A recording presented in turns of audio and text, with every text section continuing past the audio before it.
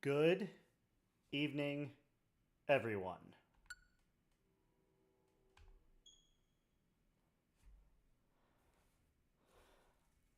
I am very excited. Let's get started.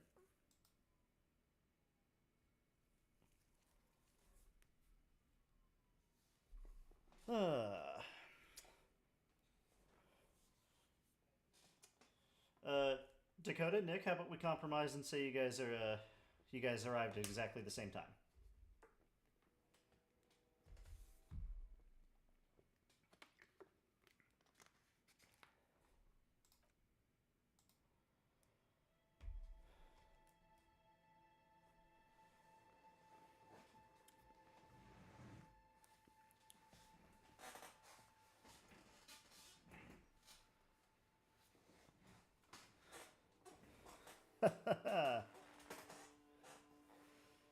Dakota, I'm glad to hear it.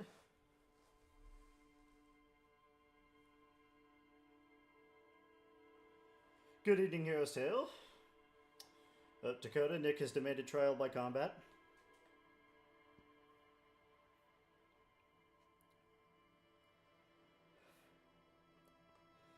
Hero's Tale, good evening. Dev, good evening. Just sending out notifications to anybody else.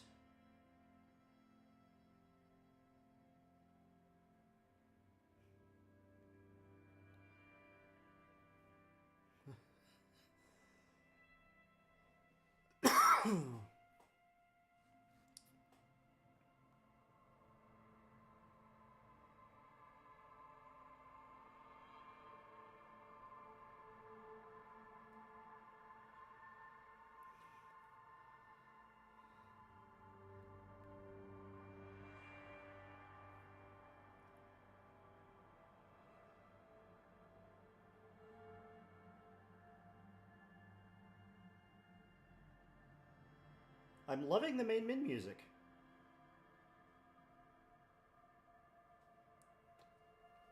Alright.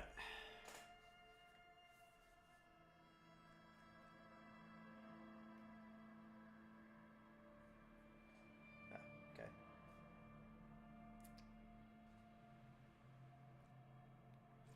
Options. Size, text size, yes. Music volume, very good. Language English, voiceover mode full. On.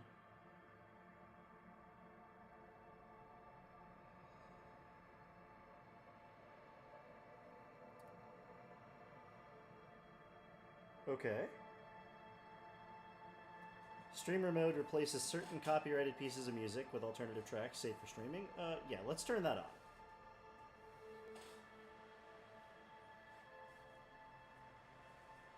Yeah, let's turn on streamer mode, just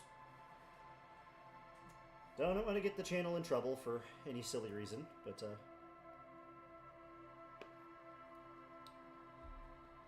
that's neat. I'm glad that's there. Controls, highlight, action, interact. Zoom out menu navigation, zoom in menu navigation.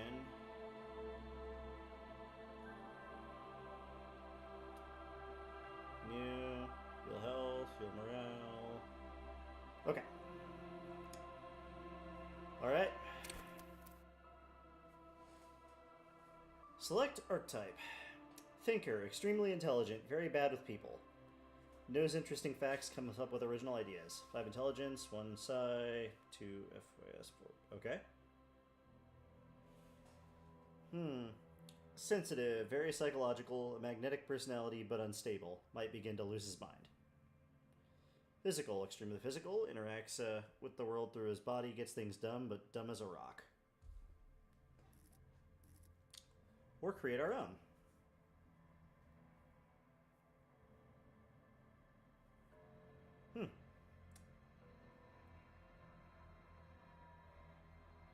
What's everybody think?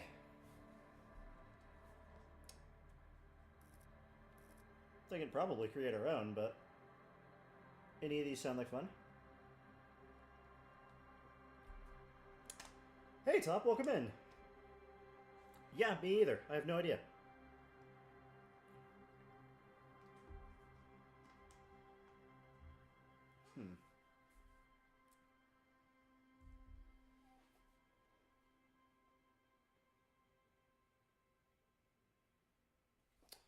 Gotta say, main menu music is already a straight thumbs up for me.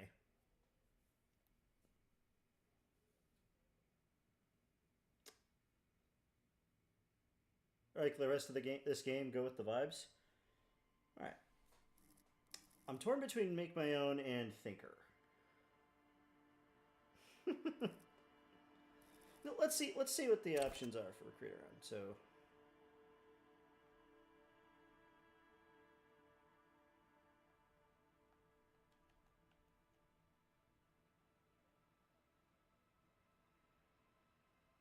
Okay.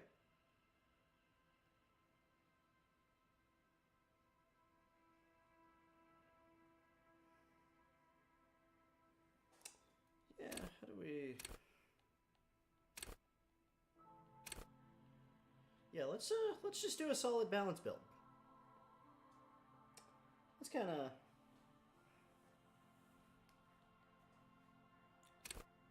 Okay.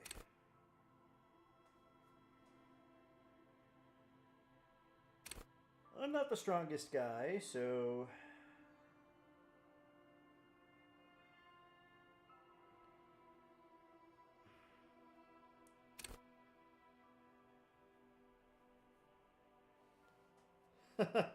Well, that's nice to know, Dakota.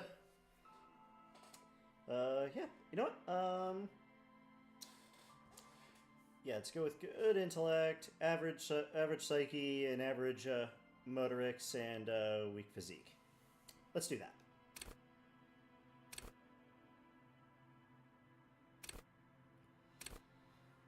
Okay, set skill. Build raw intellectual power, deduce the world, logic, encyclopedia.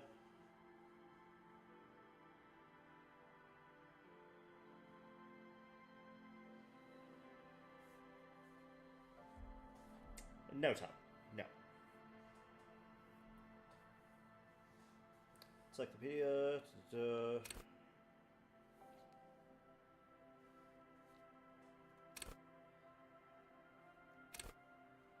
Rhetoric. Drama. Play the actor. Lie. Detect lies.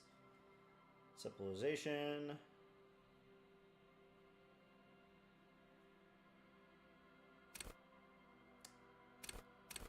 Let's go with logic.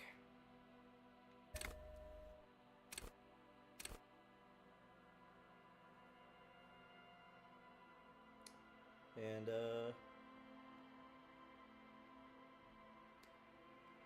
alright, let's do this.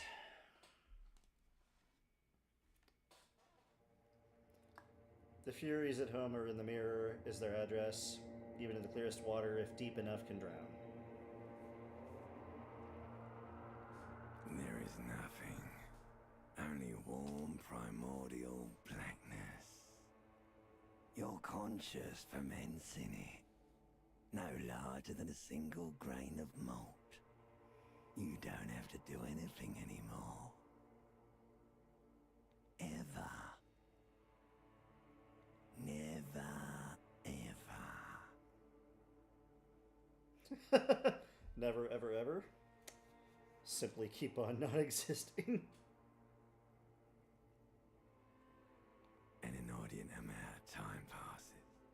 It is utterly void of struggle. No ex-wives are contained within it.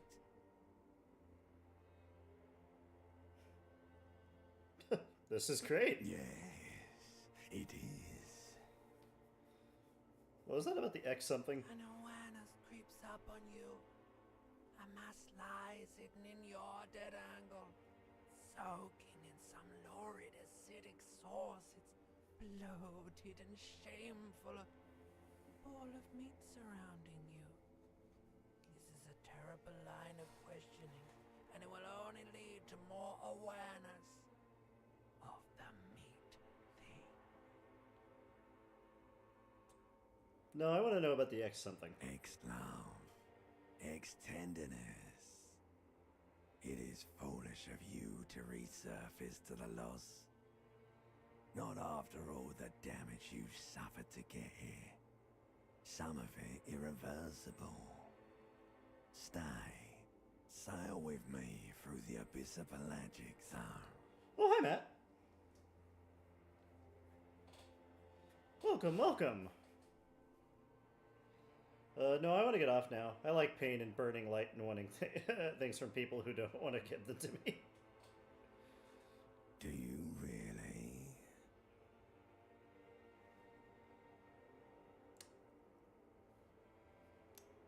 Yeah, let me off. You wouldn't like it if I told you what was back there. Why'd you think you had to bludgeon yourself into oblivion? Or did you not sense yourself marinating? Poured so much on yourself, got a bit carried away, did we, Chef? Okay. Is the audio loud enough for everybody? The game audio? Fear and apprehension. You should ask what's out there first.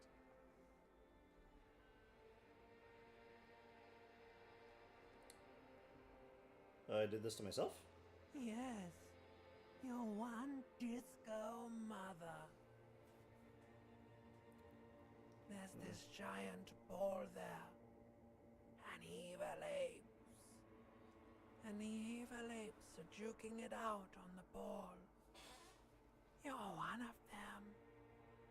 It's basically all just evil apes juking it out on a giant ball. How's that? How big is the ball? You can't even make out it's a ball when you're joking it out.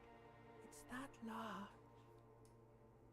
How small are the apes? Infinitesimally small. Vying for resources is just a stupid expression you picked up somewhere. The part of the presentation you want to take home with you is this. You have to beat the other evil apes in the face, or you lose. That's sad. Yes, it is. And you drowned in that sadness a long time ago. You mean drowned? Lost. The sound outside. You recognize it. It's a Caprice Commander motor carriage.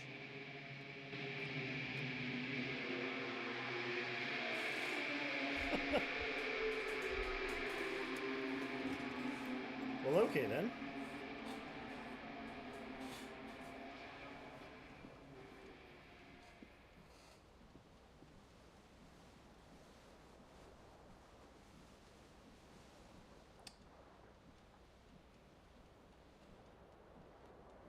Uh.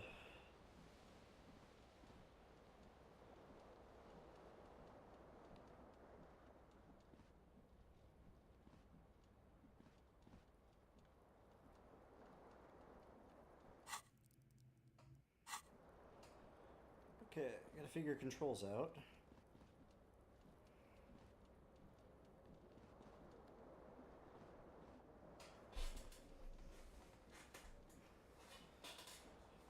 Oh, welcome, Midnight. Yeah, we're, no harm done. We're just getting started. Okay.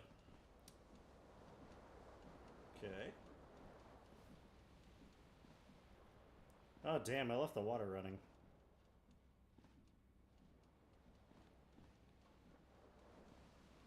Okay,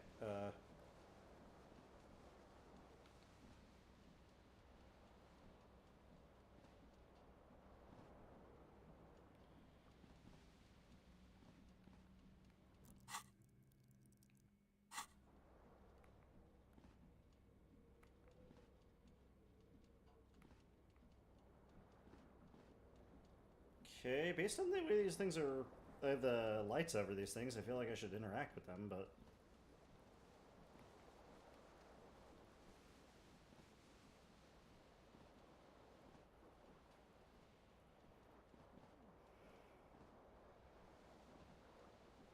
I do not know what I'm doing.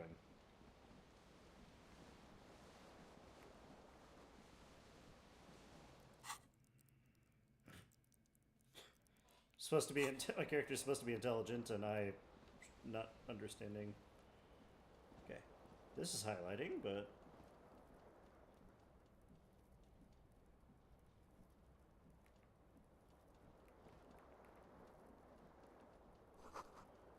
looks like someone tore out the tape while the song was playing. Okay. Okay, right stick to select. Okay. Reel-to-reel tape player is still on, rolling empty.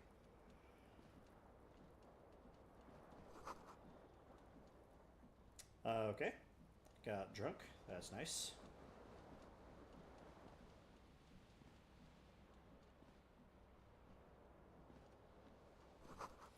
See bottles in the bathtub, wine, beer, and sweet liquors.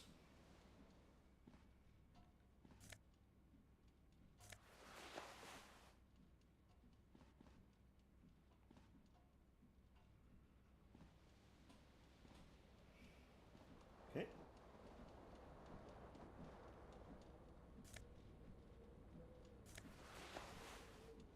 Disco ass blazer.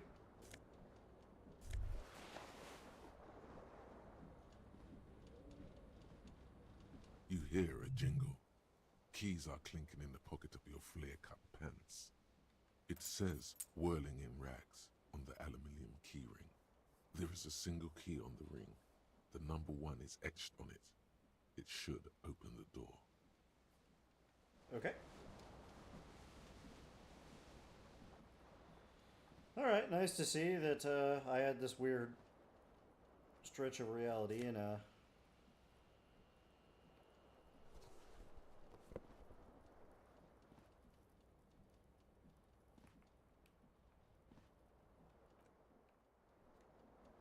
Okay, where is my inventory?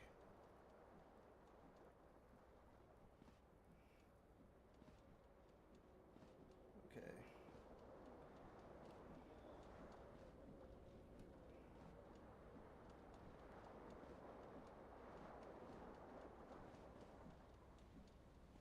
Okay.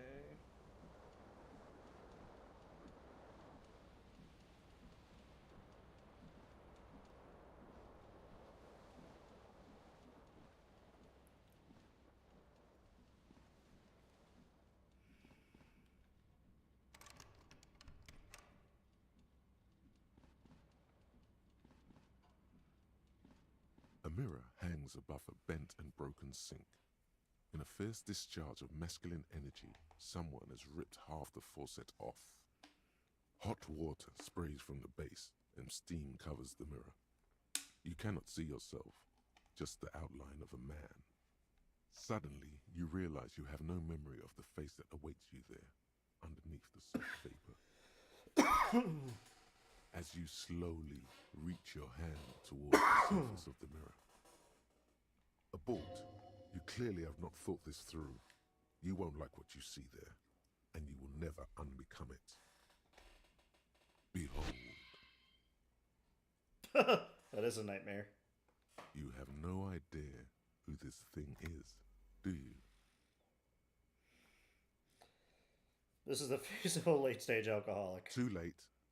You clearly have rigor mortis on your face. Or wait, is that an expression? Are you trying to make an expression with that face? Why? I'm not making it, the face is making itself. Please stop. It's horrible. You're scaring yourself. No, keep making You the can't, face. can you? It's like it's not even voluntary anymore. You have worn that grin into your face, and now it won't come off. What does it even mean? What is the emotion you're trying to convey? I'm insinuating that I'm vaguely sympathetic. I think it's sort of pulling it off in a kind of sad has-been kind of way. There's some charm to it. There might have been 10 years ago. It's little more than a cadaverous spasm now. This is a white check. You may retry it.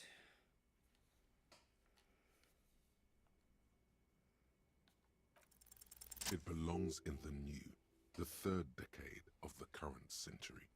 Enough time had passed from the failure of the revolution that, for a fleeting moment, free market economy seemed like the ultimate, uncontested way of life for our species. Okay. Things were good. It was smooth sailing. People made gold and champagne-tinted interiors and facades to suit the times, calling this the new style. But more importantly, disco happened. For Revachol, your city, that meant only one thing. Guillaume la Million. If it doesn't rhyme, you're not pronouncing it right. Guillaume le Million. Out of the dazzling swirl of disco music, in an open-air boîte de nuit somewhere in Revachol West, Guillaume's blonde mane appeared on the screen. He sang some bullshit. Then he made the expression.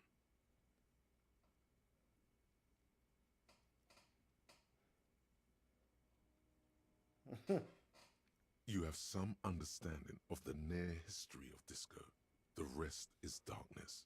Aside from the useless fact that the motor carriage outside was a caprice canema.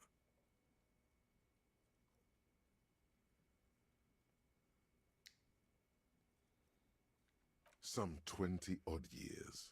There is a vast ocean of time between right now and the expression. Looking good on you, or anyone. Humanity has run aground in that time.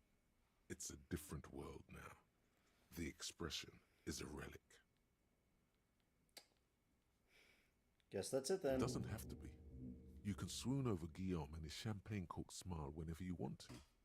Maybe some of the stardust will return. It's too late. Like an image on film. The expression belongs to your primary motor cortex. It would take a minor neurological miracle for you to cease producing it. So, originally this wasn't narrated. You had to just read it out? Okay.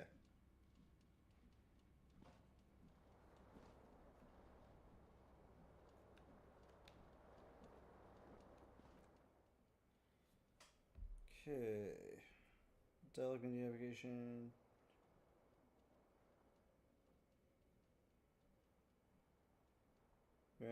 Targeting interactables, movement.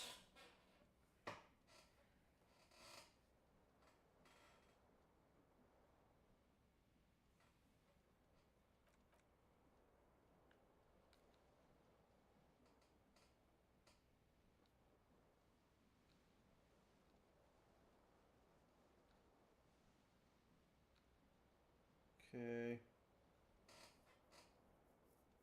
Get the necktie? Okay. I shall find the necktie. Okay. Okay, I didn't mean to, put on... Wait. So am I wearing different colored shoes? Because I can't seem to find my inventory. Or figure out how to do my inventory.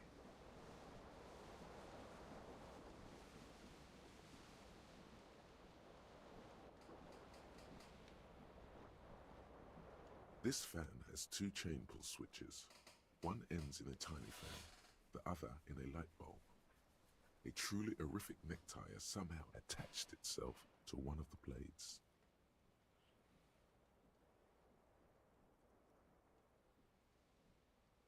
The blades come squeaking to a halt. It should be easier to reach the tie now. You swoop up and catch the tie. Snap. It's released from the blade. What you have in your hand is a truly hideous necktie with 4 or 5 different patterns. The knot reminds you of a noose. The switch must be broken because nothing happens. The air in the room is starting to feel like vaporized urine. A terrible mistake. Turn the lights off immediately. You can practically feel the photons burning a hole in your brain. The lights are off.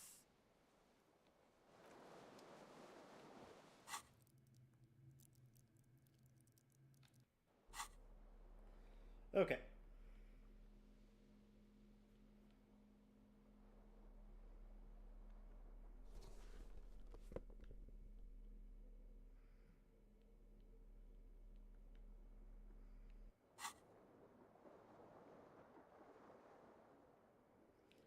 Okay, is there another shoe?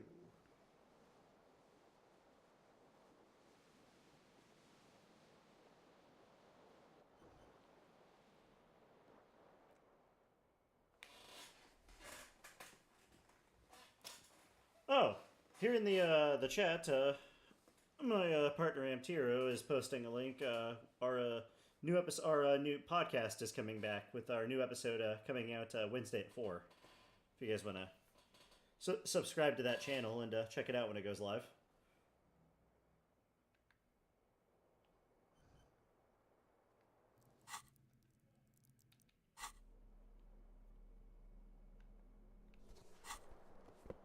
Okay, let's find this other shoe.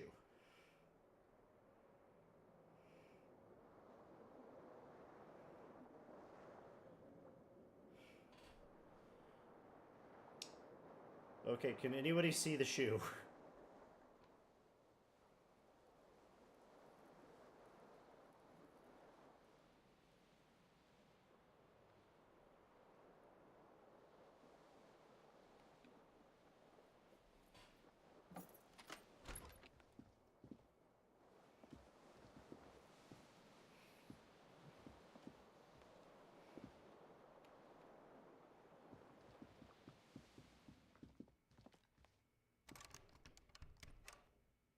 Okay.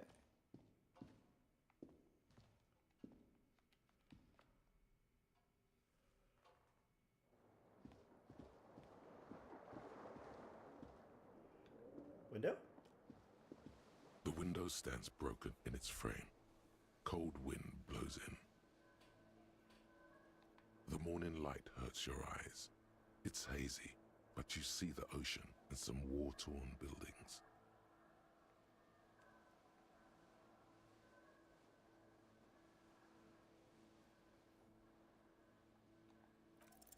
The shards face outward. Whatever broke this window came from the inside. A fine web of scarring covers the back of your right hand, but none of it is recent. More likely a projectile than a held object. There are no fragments on the floor from pulling a tool back in after impact. It is too large for a bullet, yet too small for a piece of furniture. You're looking for something heavy and larger than your fist. The single green shoe you found fits the hole almost as well as your foot. It would have also been heavy enough if thrown with force. Congratulations, you smashed the window with your own shoe. Now you only have one. If you're lucky, you could still find the other one on the balcony outside. The door to it should be outside your room. A cool wind gushes in. Your toes curl up from the cold. Okay. Thank you, Rosedale.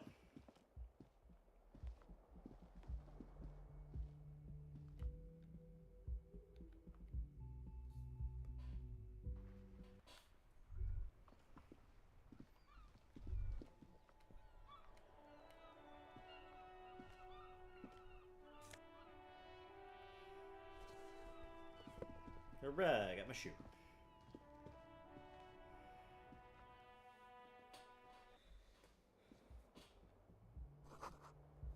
Something on the table.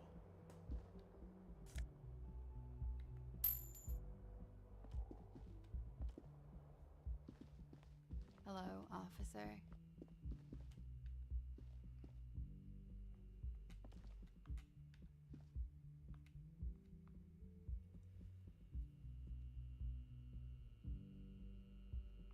Yeah, of course.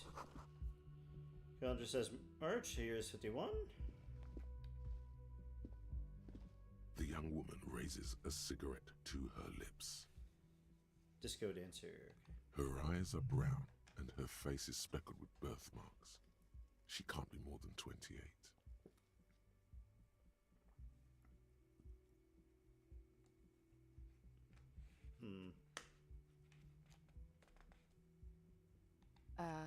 No. Wait, I know. I'm a businessman. The young woman shakes her head slowly. Okay, Chief Technical Officer. No, you're a police officer, sir.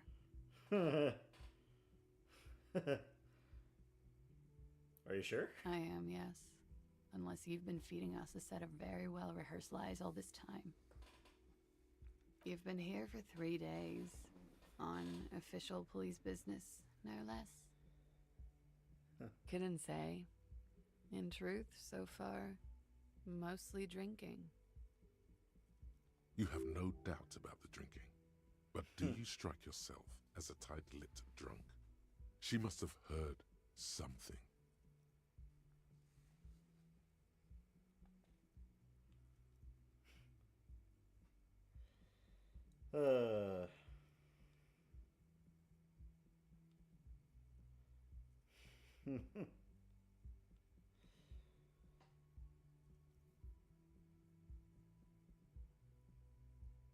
She nods.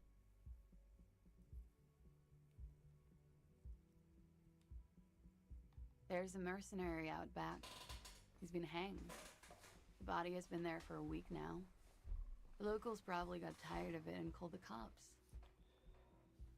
Why didn't you tell me? I didn't mean to overwhelm you with information. You seem a bit lost, officer. Could it be because of the drinking?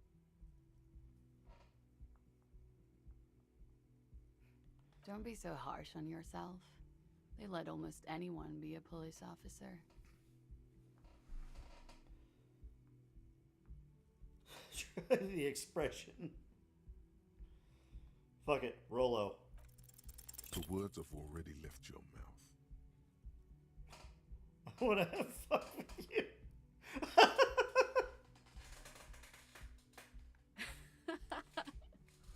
What was that? That's not even how words are used. What did you say? Come on. Say it again. No.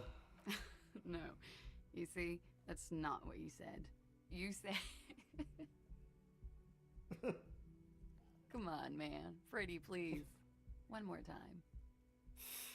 I wanna have fun with you. Goddamn right you did. You crazy asshole, you. What kind of cop are you? I'm sorry, I'm a cop with the apocalypse. Superstar cop, I can no longer deny it. Sorry, I don't know why I said that. You're pretty. I'm sorry. I'm the sorry cop.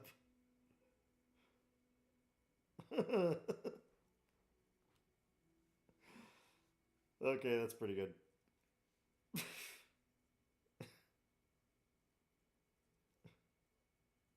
Okay, that's cool.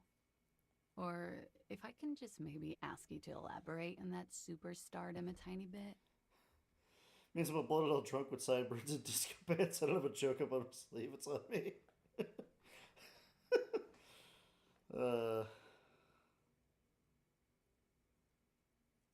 I'm a scion of Guillaume le Million. Or maybe you are Guillaume le Million.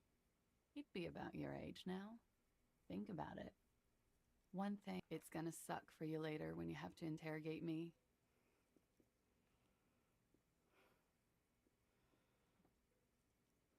And for the record, no, I didn't do it. Well, that was fun.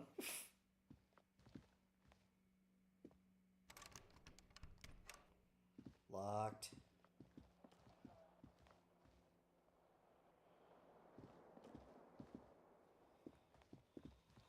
The door is closed.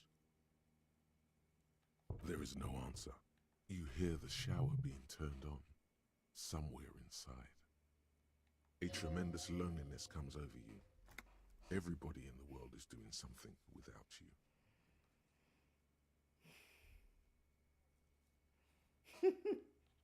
Beauty, don't abandon me in all this ugliness. The door does not care. Still no answer. Don't get much harder. Still nothing. This door can only be opened with a key or from the inside. Still nothing. Fine. I won't be like that. Weekend edition of the satirical newspaper Trompe Le Monde. Okay. That sounds awesome. Alright. Let's go downstairs.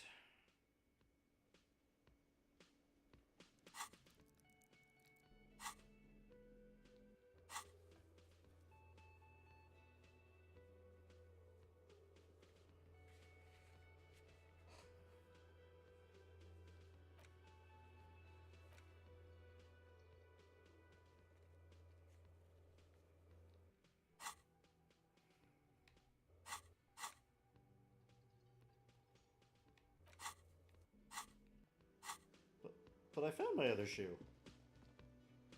Didn't I?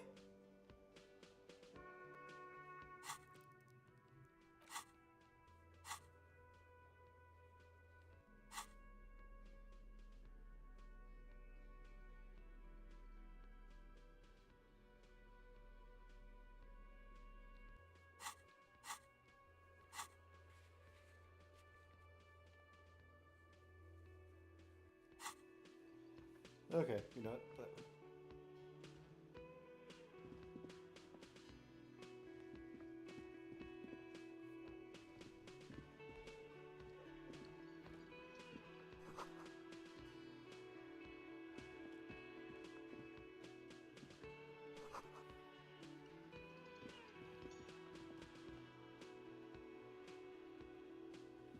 Hello? A man in his late 20s stands behind the counter, inspecting a stuffed seabird.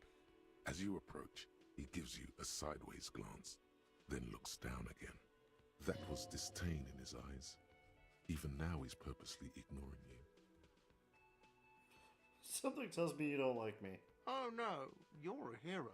A real hero cop.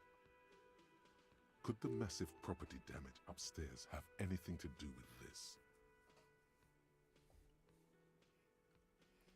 So not only am I a cop, but I'm also a hero? Yes, you are. A real decorated hero. What did I do? What did you not do?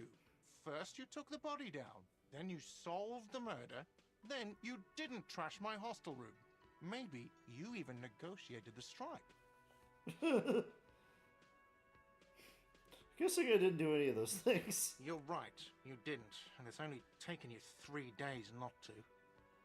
What I've been doing all that time, seeing me around? No, I haven't seen you around. I'm not always here. Are you the bartender? No, I'm not the bartender. I'm the cafeteria manager. This sounds like some people I know. He's very animated all of a sudden. This seems like a touchy subject. What's the difference? I have 3 cafeterias to manage. 3. Sylvie tends the bar here, not me. I'm only standing in. Where'd the Sylvie go? She just, you know. His eyes dart from left to right. This man isn't lying, but he is hiding something. She just what? So now you're a cop. Oh, forget it. A competent work of taxidermy. The white and brown seabird lies among piles of coasters and drying mugs. One of its wings broken. The man is trying to mend it. Looks like the bird was ripped off the shield that was used to mount it, most likely on a wall. This is the Great Skua. The seabird is the symbol for the discovery of the Insulindian Isola, the part of the world you are in right now. Something about it makes you feel bitter.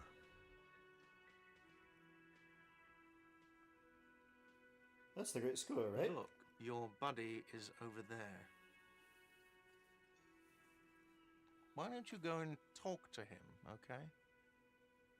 What do you mean by buddy? He pretends not to hear you, concentrating on the bird instead. Alright, fine.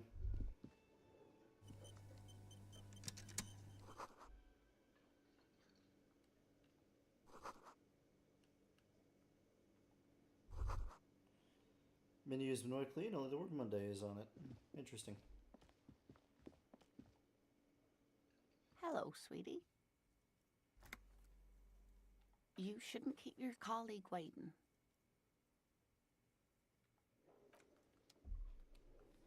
Oh, he can wait.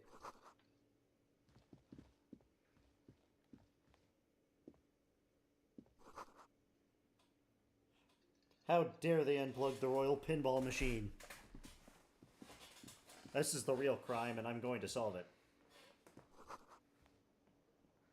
Beautiful dark liquid spilling out.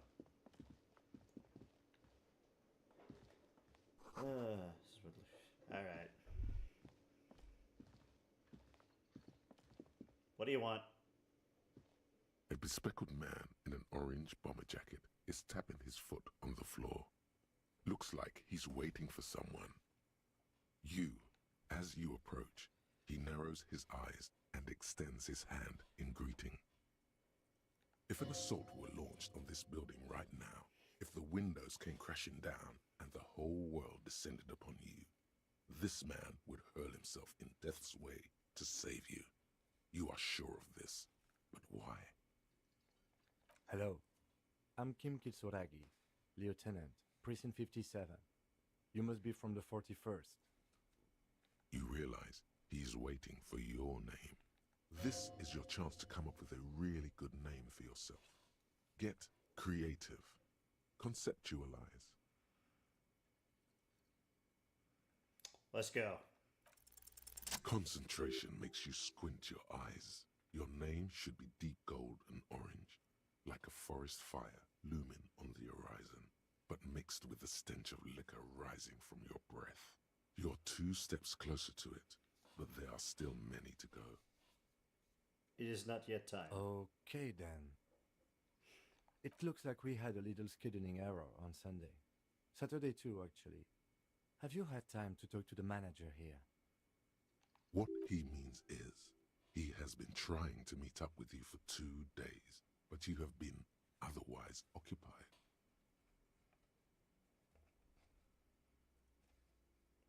If you don't mind, we should talk to him again. Ask him for a rundown of the area. Now that I'm here as well. I understand the scene is out back, right? It also wouldn't hurt to assure him the police are finally here. In full force, I mean. Have you mapped out the initial interviews?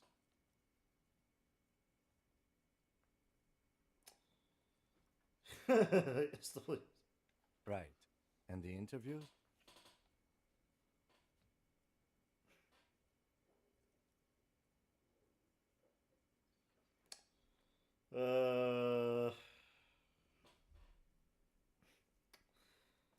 Okay, we'll have time for that after we take a look at the coroner's case. Have you removed the dead body from the tree?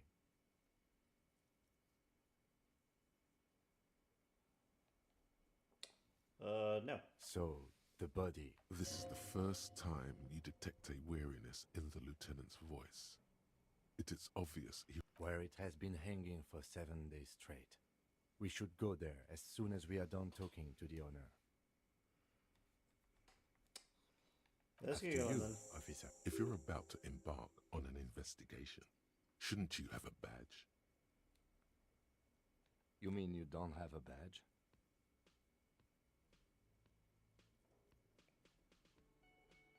Losing your identification card is a serious matter. My vehicle has a shortwave. You can use it to report your badge missing. I advise you to try to locate it as quickly as possible, but getting the body down should still take precedence. Lieutenant Kitsuragi is now in your party. You can talk to him whenever by interacting with him. Well, okay.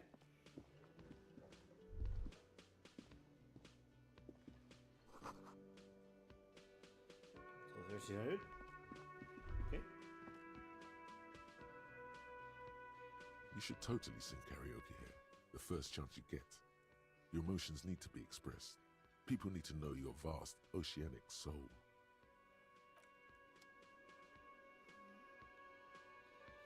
The man Right. with the unimpressive beard notices you approaching. He drops the ledger he was holding and turns to the lieutenant. This is definitely an interesting game. Mr. I'm very Galt, intrigued. right? You're right. Yes. Oops. didn't mean to end his thing, so. I am Kim Kitsuragi from Precinct 57. This is an inter-district investigation, so joining me from Precinct 41...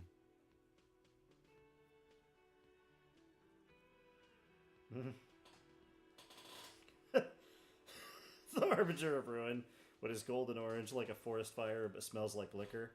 Currently in between names.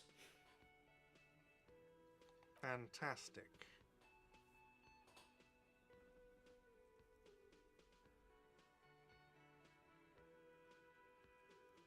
Right. Now, I know it took us a while to arrive at the scene. It also took you a while to call us and report the dead body. It was you who placed the call, yes? No, I only just got here. It was probably Sylvie who called you. She usually works the bar here.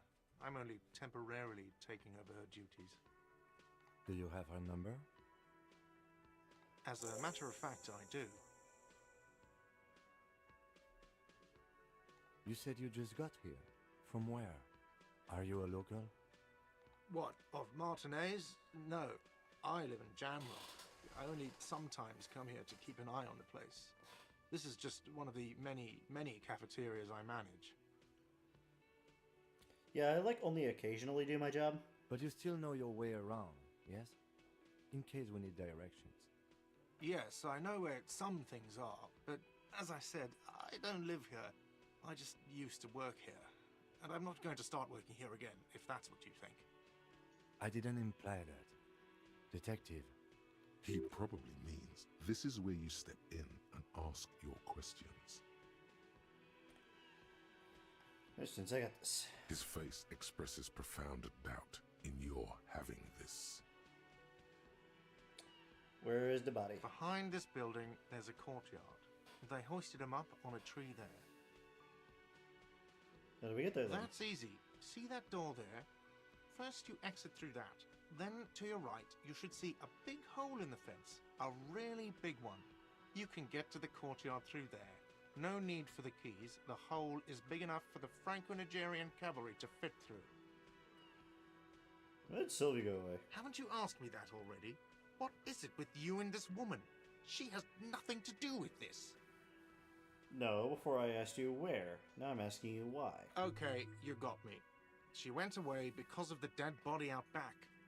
And because I asked for her number. That's why Sylvie went away. I hope you appreciate that. Oh, I do. you.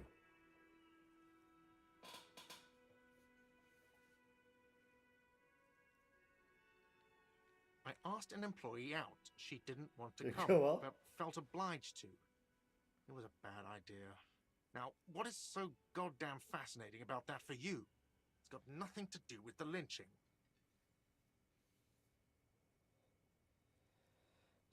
Feels on my nerves. I'm a feminist. Guess I like to be thorough. Everything has something to do with everything. Good for you. Was there something else? I'd like to get back to what I was doing. Who killed him? I don't know who killed him. I'm not the police. That's your job. Did you kill him? What are you, crazy? Of course I didn't kill him. That's all. Let's go. Not Yay. so fast. You owe me 130 real.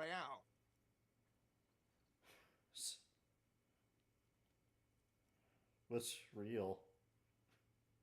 Oh, excuse me. You owe me 130 real. The IIR, or Inter-Isolary Real, is the global reserve currency. Whatever part of the world you're in right now, it's safe to assume he means you owe him some money. Wow, you're a genius. Yes, that's right, money. You owe this establishment 130 real. What exactly is money? Or you're under arrest. Damn. Alright, chat, what do you think I should pick? I think I know what I should pick, but I'm genuinely curious what you all think.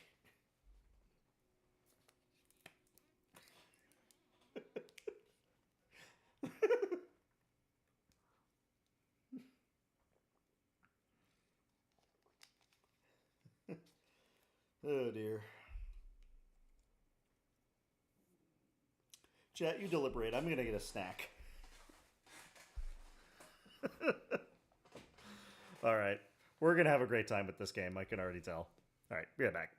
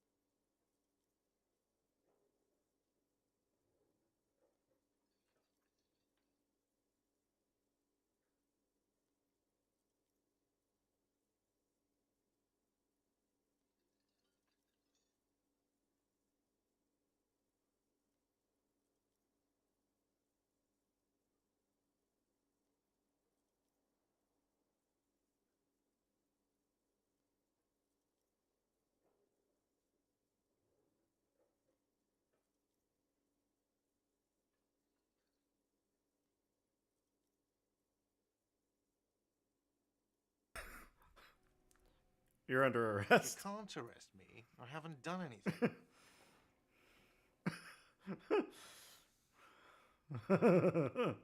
Okay, you're not under arrest. Wait, no. Put this man in his place.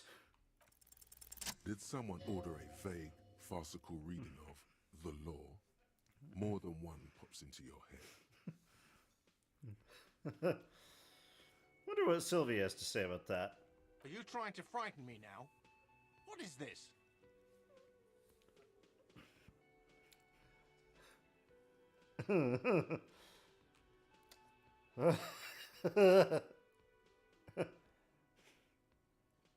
Fine.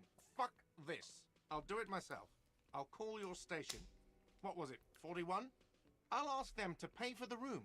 The drinks and the window you still have to pay for. That's 70. Are we done, officers?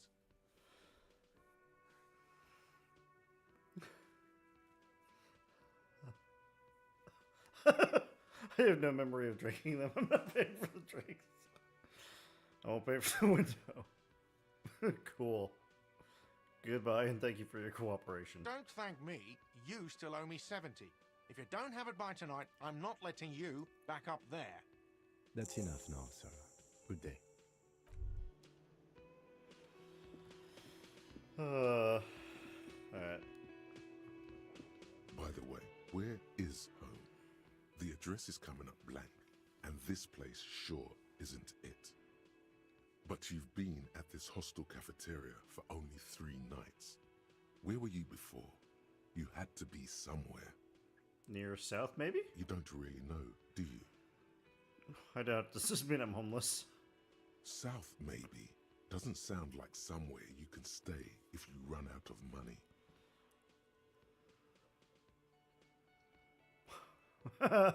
Fuck everything, HoboCop. You can try. Run some addresses in your head when you get the time. Maybe a street or an apartment will appear.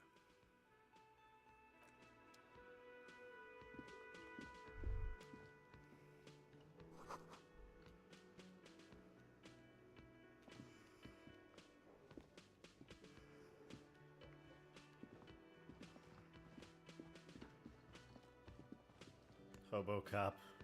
Okay, why can't I go back into the kitchen? Okay.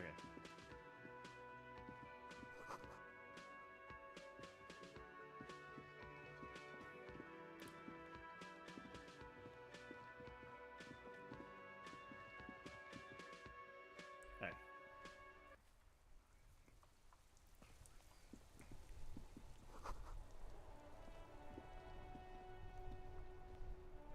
The RCM in Martinez. What can I help you with? I have some questions for you. Of course. What can I help you with? Me? Really. I am just a gardener. Good to meet you, Just a Gardener. I am pleased to meet you too, officer. Of course. Where to? Oh, that's right there, in the yard. She's relieved someone has come for it. Finally. It's there. In the yard, right through the hole in the fence. What do you mean? We're in Martinez, sir. This intersection is called Roundabout North, I think. There's the pier, the Cape Side apartment buildings, some more tenements. Not a lot, really. The harbor gates, some kind of commotion, I think. I don't follow the local politics. A fleet store, too. Some shops and a bridge. The canal bridge leads to the coast, but it's broken, I think. Some kind of accident, probably. Just coast. There's a little fishing village there, and a fish market. But that got closed down ages ago. It's just water. No, actually, I think they call it the Martinez Inlet. There are some islands in the bay, but they're hard to reach. No problem. Of course. I won't hold you back. Her gloves. You get the feeling that you need them. You have a dead body to deal with after all. Sure, keep them. I have another pair.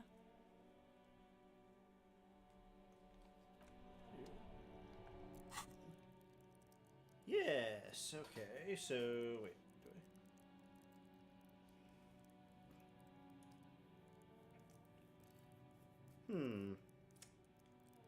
What to do?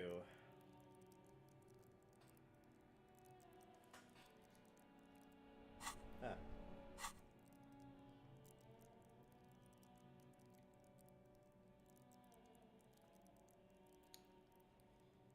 Okay.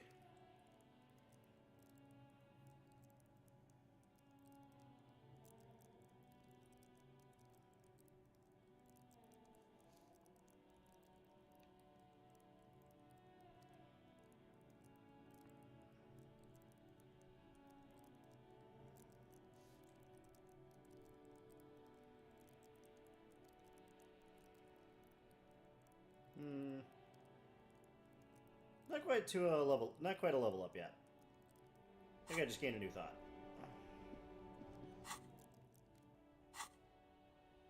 Thought cabinet.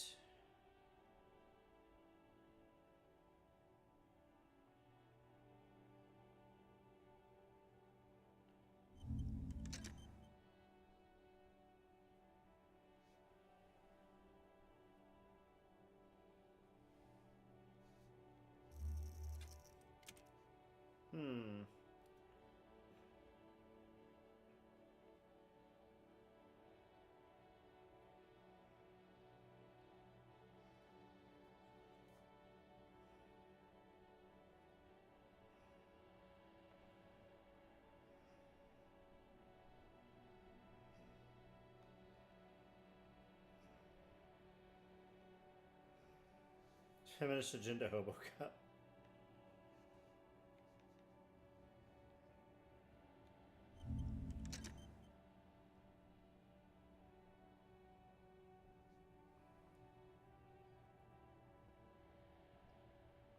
So that's basically theme your character, you can bonus certain skills as you ponder them. Okay.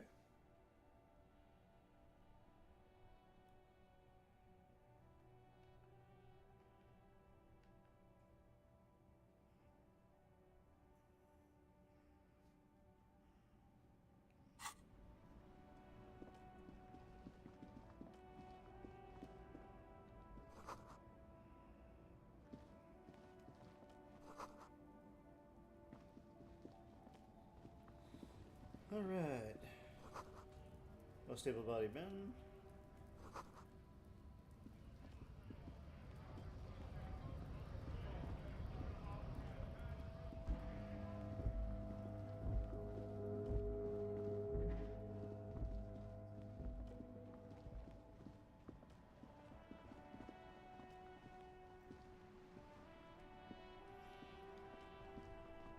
Before you stands a motor carriage. The bodywork is covered in blue and white livery, bearing the number 57. Vapor emanates from the large engine on the back of the vehicle. It hasn't had time to cool off yet. This must be the infernal machine that tore you from oblivion. The Caprice Kinema motor carriage. In the cabin, you are welcomed by a set of steering levers, a radio microphone on a hook, a pull-out toolbox under the seat, and the soft glow of the fuel preheater gauge. The frequency tableau lights up, and a green button labeled Prime Line glows like a feline eye. And then you hear something. The soft purr of electrical kittens, radio waves cast far and wide over the metropolis. A woman's voice greets you through the static. This is Precinct 57. Hello, Lieutenant. How may I assist you? Hello, Alice. Please assist our colleague from the 41st precinct here. I'm putting him on. Operating the radio is easy. Just be confident. You've probably done it 1,000 times. Come in, dispatch kit. This is Firewalker coming. This is Officer Alice Demetri, Precinct 57. How may I assist you?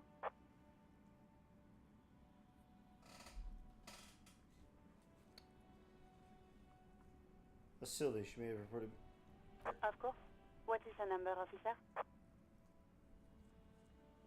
Yes, hold on. Her number is 005 1944 298. Received. Hold on, officer.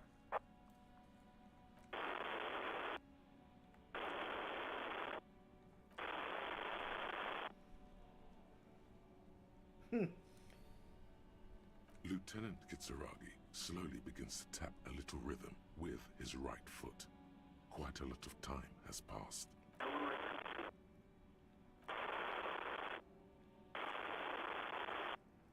Officer, I have Sylvie Malaika on the line for you. Yes, hello?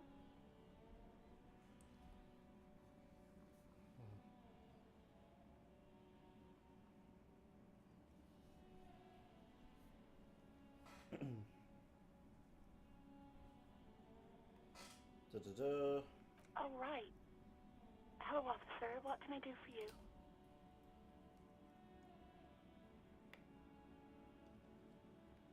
No, not me. Do you know who made the call? No, sorry. I don't. Not a lot of people have phones around here. Copper thieves take the wires. People don't have the money to have the cables put in again. They use the Union's phone, or the one on the coast. So the Union has a phone, and there's one further down the coast. Got it. It was someone else. We'll find them sooner or later, officer. It just might take a while. What? Of course it bothered me. But I thought the Union already knew about the court.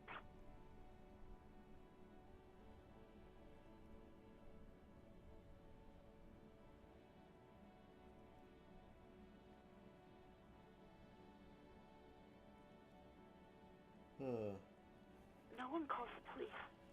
The Union would get angry. You know, what the Union says goes. People listen to them and they take care of their own, which is like everyone here.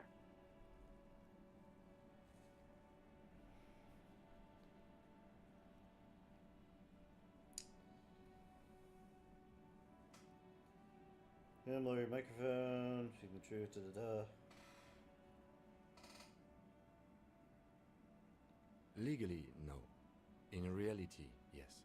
Martinez is de facto policed by the Dock Workers Union. Words are not necessary to feel the lieutenant's discontent for the situation.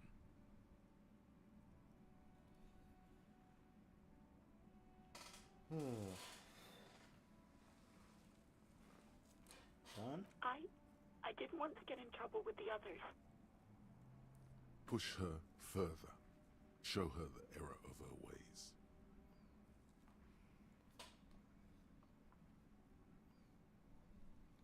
The other people who live around here. local people. I didn't want trouble. Well, You don't live here.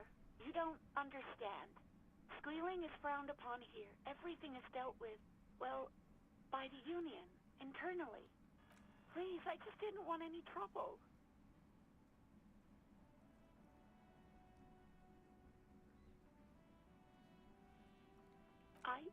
I didn't know I had to report it. I thought someone would take him down eventually. Yes, I know. It's just... Was there anything else? Yeah, Question? go on. You mean, why did I leave the bar? Honestly, I'm not really comfortable discussing it with you, sir. Why not?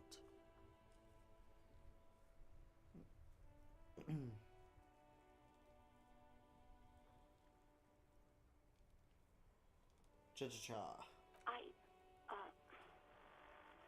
Let's just say I left because I needed to get away from someone. What? No, why would you even think that?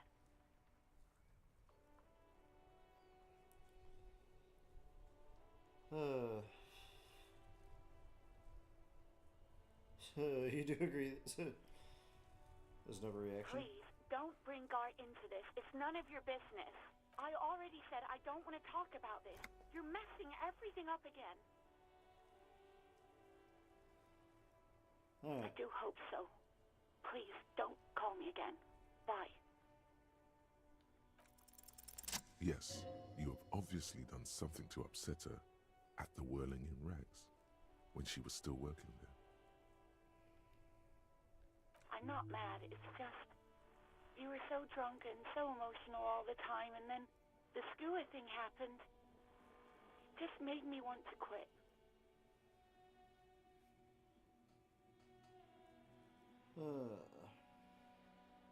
You hear a sigh of relief on the other end of the radio. Wordless. Anything else I can help you with, officer? Cha-cha-cha. Just a second, officer.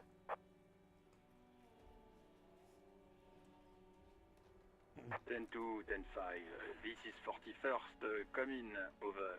A scrawny old man sits in a dusty cubicle, smoking, with a large white rectangle sewn on his vest. In front of him is a box-shaped apparatus with an array of wires and antennas. The radio switchboard. The man uses relay code. You got this. You're a cop, and cops know relay code. 10-4, Station Board 1, I've got urgent business, over. 10-4, message received. 10-5, relay message. What's your status? Over. Just reporting in, over. 10-18, state your message, sir.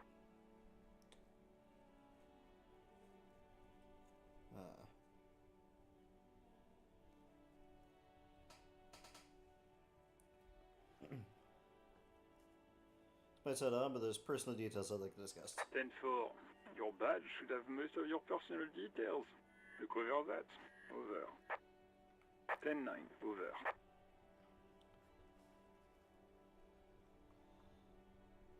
Then 4, message received. This is a very serious situation. I need to 1022 the captain. Over. Is it him? What does he want? Says he lost his badge and needs to report it. He what?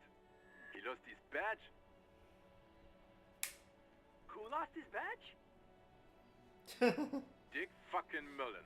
Who do you think? It's off Hey, we've learned her Mullen name. from the bestseller Dick Mullen and the Lost Identity. Dick Mullen is not your name. It's the name of a fictional detective who would not lose his badge.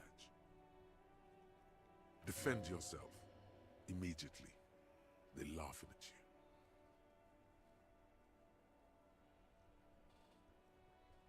Ha ha. He says this has probably happened to other policemen before him and laughs sarcastically. Oh, goddamn it!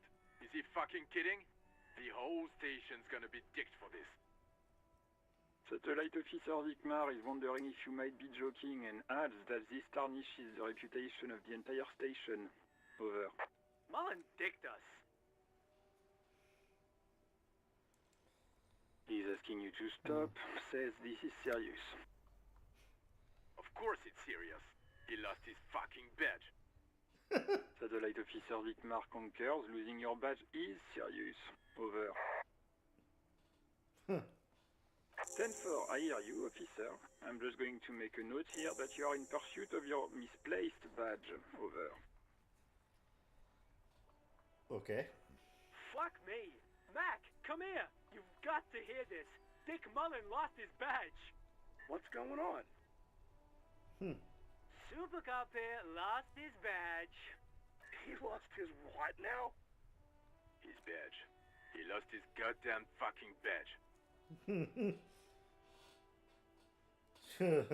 He asks you to please stop saying he lost his badge. Why? Did he find it? Sergeant Orson was wondering if you found your badge yet. Over. You don't have a comeback. Sorry.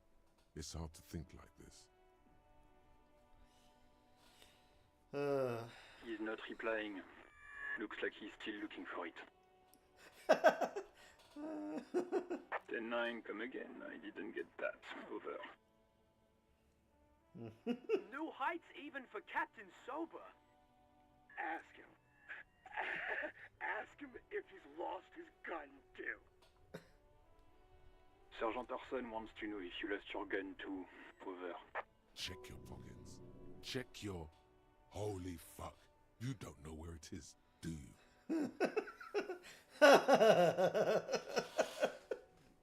No. It's gone. It's not fucking on you. 10-9, coming officer. Did you get my question? We were wondering about your gun. Over. Okay, go with it. Lying over the phone, it's easy. Just say it like it's the truth. And then it becomes it. He says he didn't. Thank God for that. That would have been a nightmare. I don't even want to imagine the poor prick who has to relay that kind of news to the captain. Losing his badge is bad enough. Tell him to find it, and fast. We can't have some gangbanger running around with it. We're all glad to hear you've not lost your gun, officer. You need further assistance. Over. 10-4, I hear you. I don't have the authority to grant your request, but... What does he want now? He's asking for money. Is he fucking kidding? I don't think he is. Don't give that asshole anything. He's just gonna drink it all. Alright, that's a negative on the additional funds, sir. Over.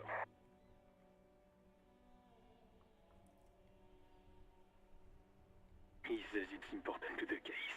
He isn't getting a red cent. You can tell. Request denied, sir. Over. He says he's in trouble. Doesn't have a place to sleep. Well, I guess he'd better crack the case before sundown then. Vikmar said...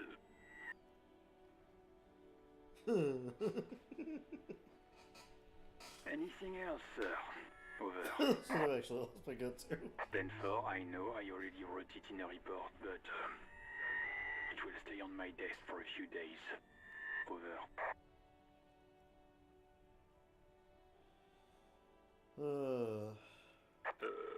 Okay, 10-4, sir. I hear you. Relay your question. Over. Wait. Before you say anything stupid, think it through. I need information, not fear. Be smart about this. Ask if he's there alone. 10-4, sir. I'm not hearing your question.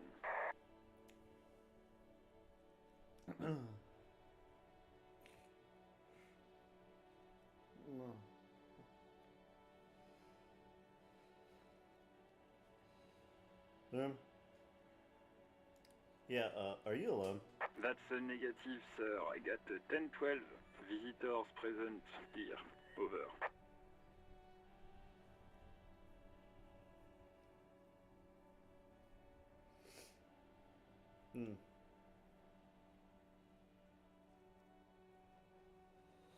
Yeah. What?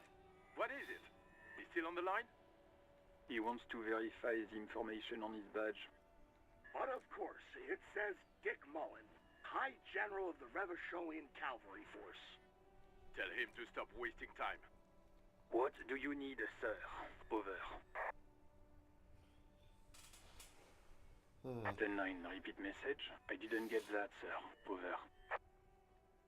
Sir, I will not have you talk to me in this manner. Over.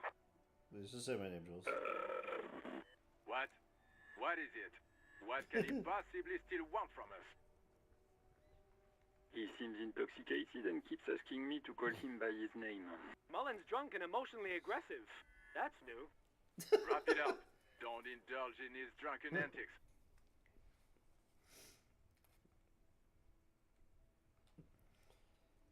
Then for, well, that's, Does he actually want something, or is he hell-bent on disrupting our work? He asked if he ever told me about his days before joining the RCN. For God's sake, cut this shit out! Tell him to stop wasting time and be a goddamn policeman for a change. This is wonderful. Sir, Satellite Officer Wickmar says... Oh, this is wonderful. So, was there anything else? Emily? Then, excuse me, sir. Over. You probably don't want to continue on this road. Come again, sir. I didn't get that. 10-9, over. Understood, sir. Over. Roger that. 10-10. Over and out. A metallic drawer slides out from under the seat and clicks into place. The tools inside are neatly organized. Take what you need, officer. It's going to be a long case. I'm not protective of my tools, like some men are. He's clearly a little protective of his tools. But what can you do? Work is work. The pry bar feels nice and cold in your hand, heavier than you'd think. Useful for opening all sorts of doors and lids. The handles are long and sleek. Snap, snap, go the cutters in your hand. It's robust, weatherproof, and well-made. Police issue, blue. Lets you see things in the dark you would otherwise miss. The pull-out toolbox slides back into its nest.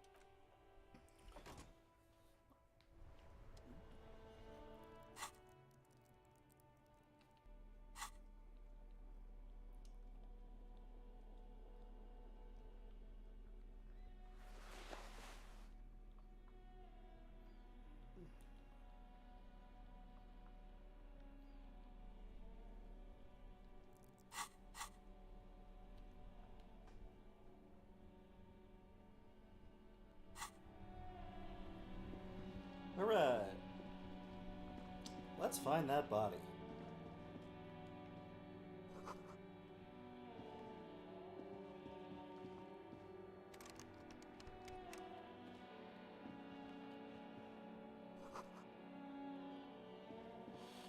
Find badge later.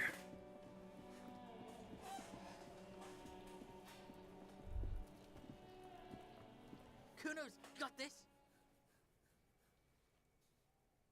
If there ever was such a thing as an ugly kid, then this is it. He's almost exquisite in his ugliness, like a gremlin. Wonderful. Oh yeah, nappa comfy, Kuno. Get a word, police business. Right in the dick, Kuno. Get him right in the dick. Love it in the dick. The boy is sweating profusely. His eyes are like two black holes and his jaw is twitching as if trying to break free from the empire of his body. Fuck that. Kuno, yeah, right in the mouthhole. Shits himself. The rake, Kuno. You should throw the rake at him, Kuno. The fuck? Does Kuno know what a rake is? Kuno's not a gardener.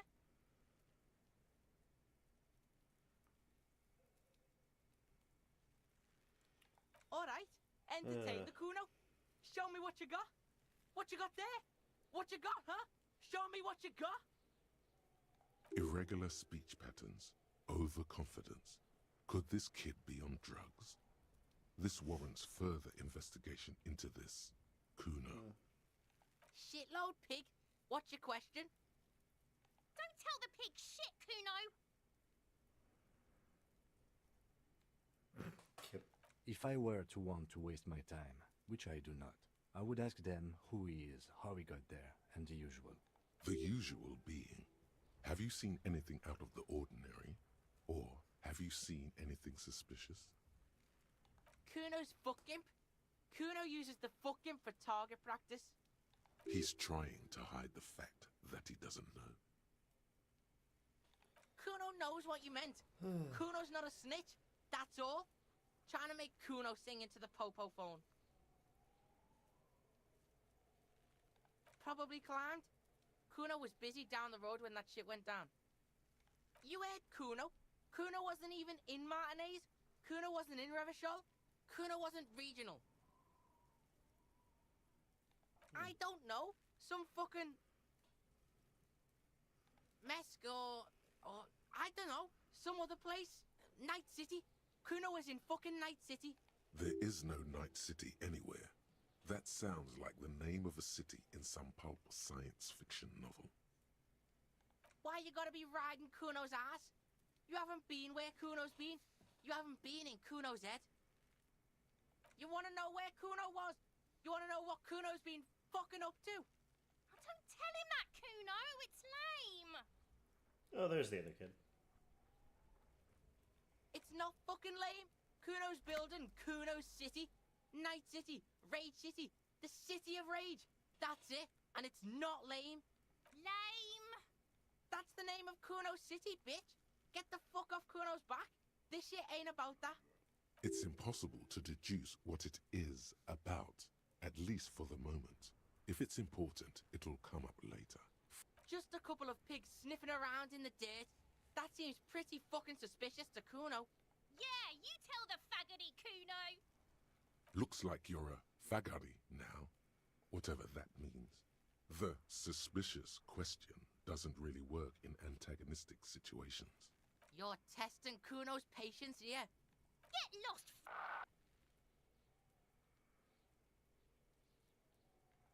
Kuno's Kuno, pig? It's always Kuno, never I. Clearly the kid's using the third-person perspective as a shield. Kuno doesn't do that smart shit. Don't throw that bullshit at Kuno. Kuno knows you're lying. Trying to get Kuno hooked on the book. Watch out, Kuno! He's trying to fiddle you! He's gonna put his hands on you! Help! Pig's got Kuno! Help! Rape! Help! He's got the Kuno, help! Help! He's digging his dick out! Escalate, Kuno! His dick is out! You're afraid! Pigs in here, Kuno! Somebody, please! How did we get here? How did this happen? This makes no sense. There may still be a way out. Just appeal to his reason.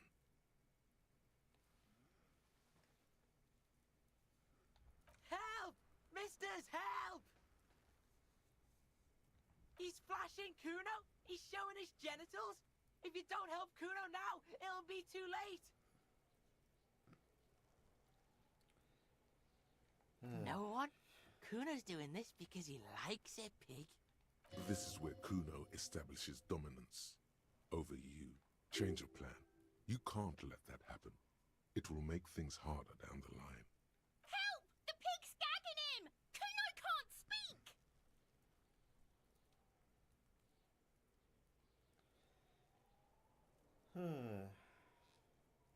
You put him up to this yourself when you decided to talk to him in the first place. Listen Shut up, to your Ken. friend.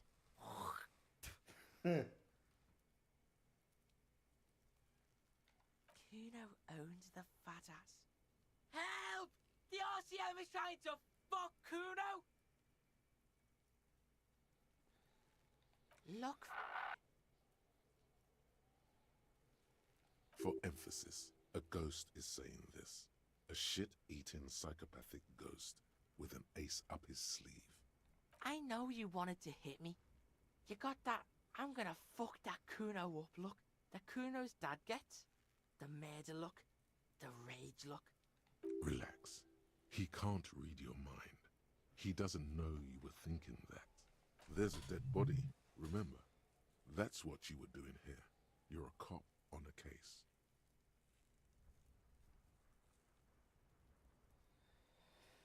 I know what you thought. I'm gonna fuck that Kuno up. I'm gonna shut that. You're nothing. You're a joke to Kuno. Kuno laughs at you. King Kuno! Okay, you know what? I'm starting to agree with Kim here. What the fuck have I got myself into? Kuno turned you into his prison, bitch! You're gonna be in this shit with Kuno! No, you're not. We can just leave. Bitch, you're gonna be in this shit with Kuno forever! A peepo is a type of hat, by the way.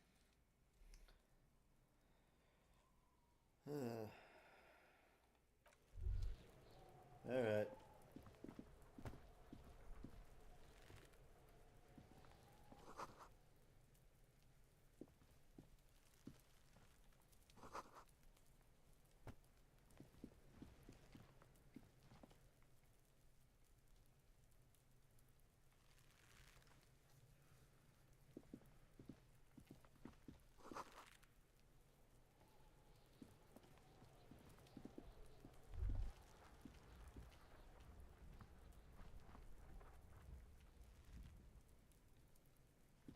Okay.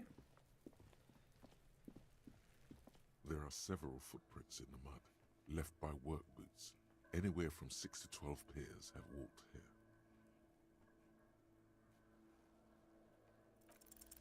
Maybe more than 12. No, 8 pairs of boots have shuffled back and forth in the mud. 1. Standard work boot, steel reinforced toes, number 46. 2.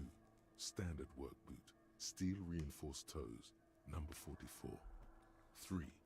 Hobnailed work boot, steel reinforced toes, number 43. 4. Standard work boot, number 45 or 46? You don't know. It's a miracle you can tell the prints apart as it is. The cold must have preserved them.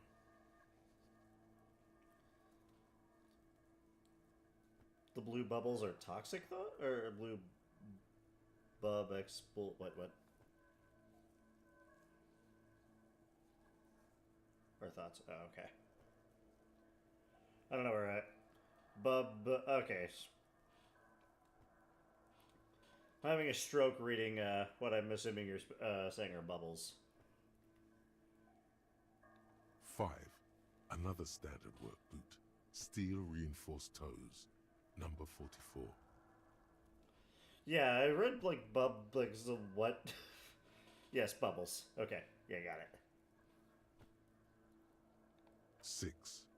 An aberration, light as air, even pace, same make of boot, but number 41. Impossible to tell. Could also have been an adolescent. The gait is undeveloped. You had a stroke typing it, I had a stroke reading it. It's okay. 7. The glowing outline of a standard work boot, number 46. But the imprints are twice as deep as the others. The weight exceeds 200 kilograms. 8. And yet another standard work boot, number 44. There's an aberration in the pattern of the sole, however. The right sole is smoother, more worn. How many? I was pretty off then. I counted 20. Same guys going back. I and never forth. got the hang of it. Hyperopia. Do you see anything out of the ordinary?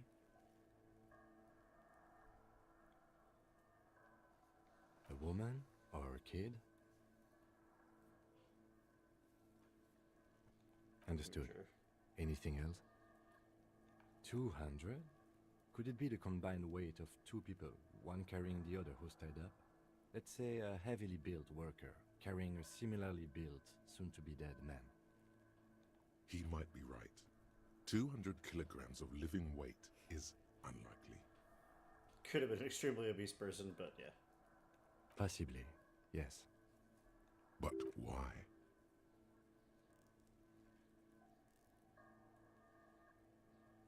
Yes, they could have used a makeshift stretcher or just march him up to the gallows.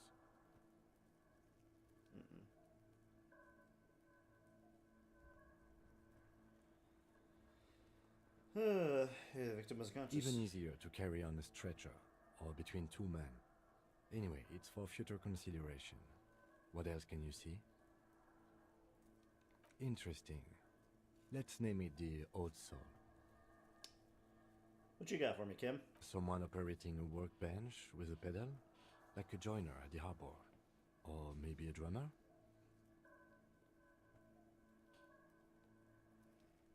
No, it's not. Forget I said it. We are not looking for a drummer. Perhaps it could be a driver. A driver would wear out the right shoe before the left. The accelerator is on the right.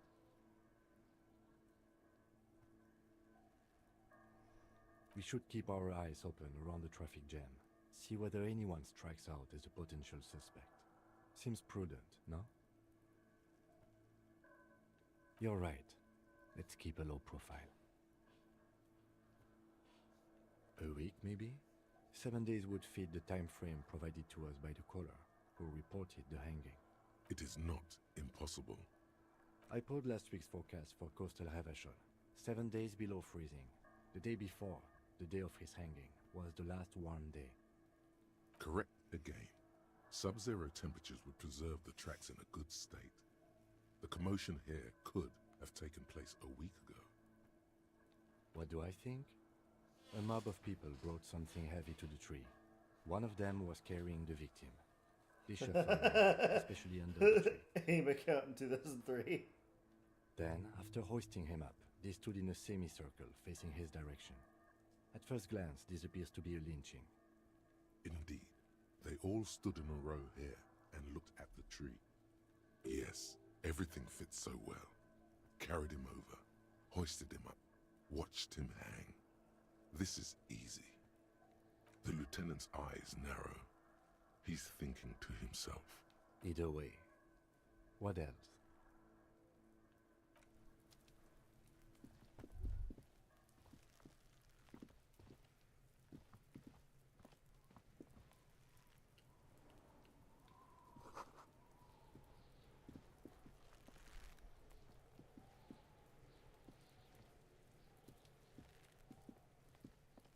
The corpse looks at you with bulging white eyes. The face around them does not look human. It's swollen and ready to burst. His lips are fish-like and his tongue like a ball gag in his mouth. You seem to be holding your breath. A cargo belt twists his neck at an unnatural angle. The body below appears stiff. It's letting out an ungodly rot. The smell seeps in even through your clenched nostrils. Active decay. It's okay to throw up, officer. No one is judging. He's about to blow! Cop's gonna blow, Kuno!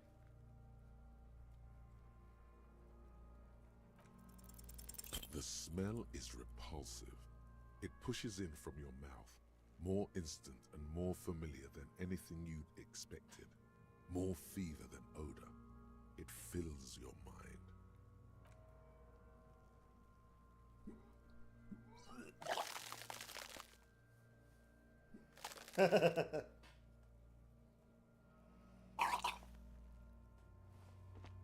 You feel a great force ringing from your stomach. Your body curls and pushes it out, burst by burst. There goes all my booze. Until a pool of vomit lies under your feet, and your throat stings from the stomach acid. Keep it. The hangover is clearly making this worse for you. You could use some ammonia to clear your head. There is Frit nearby, east of the hostel. They usually have a small apothecary. If they don't... There's a greenhouse here. and a gardener with a wheelbarrow on the corner of the whirling in rags. If she works here, she might have something for the smell. Pretty clever. Acquiring ammonia will provide a modifier to the white check. Modifiers make checks easier and allow you to retry them.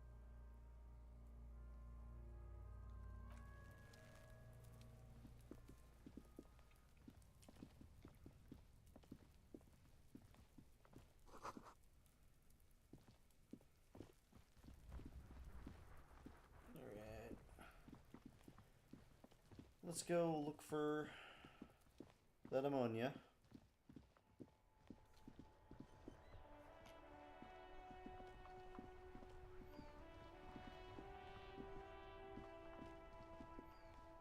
Hello again, officer. How are things? Sure, I'm done with it. Go easy on that stuff. It gave me a terrible headache.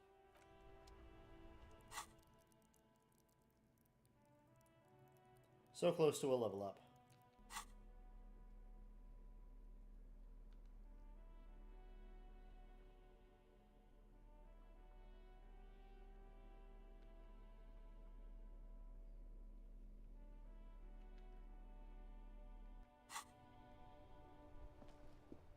All right.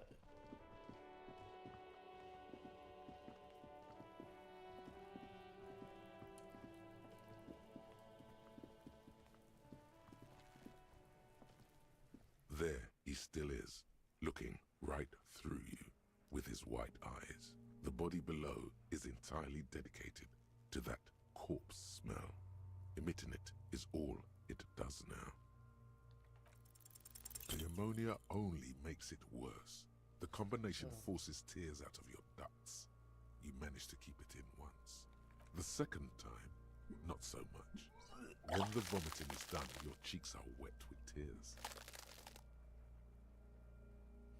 That didn't work.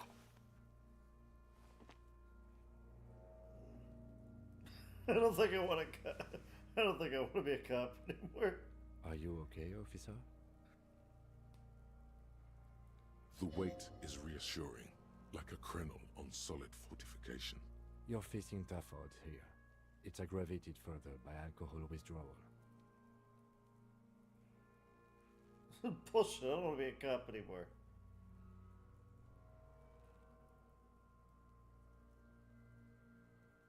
No. This is a two-man assignment because it needs 2 officers to complete. I need your help. You need to get your shit together.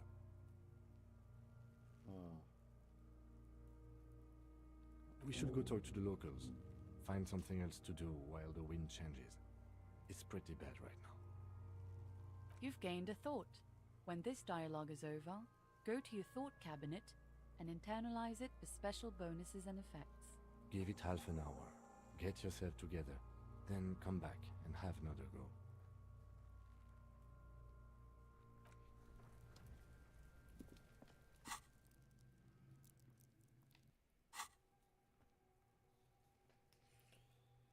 Shit compressor.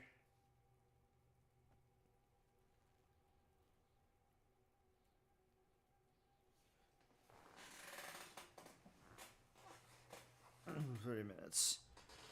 Shit is a part and is rather unbecoming of a cop and human being." Okay.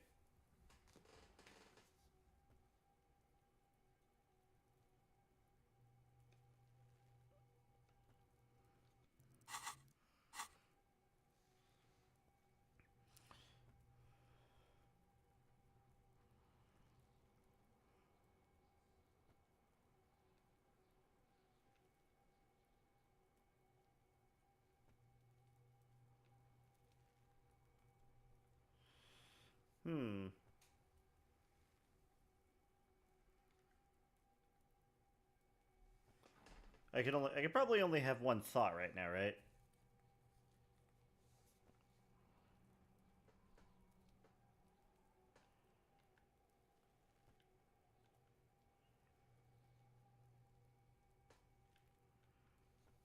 Or I could probably only research one thought right now.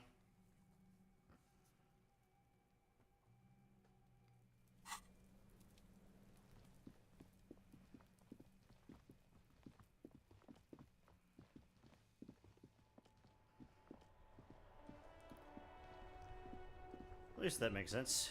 Alright. I am a gander and a hunter and a gatherer.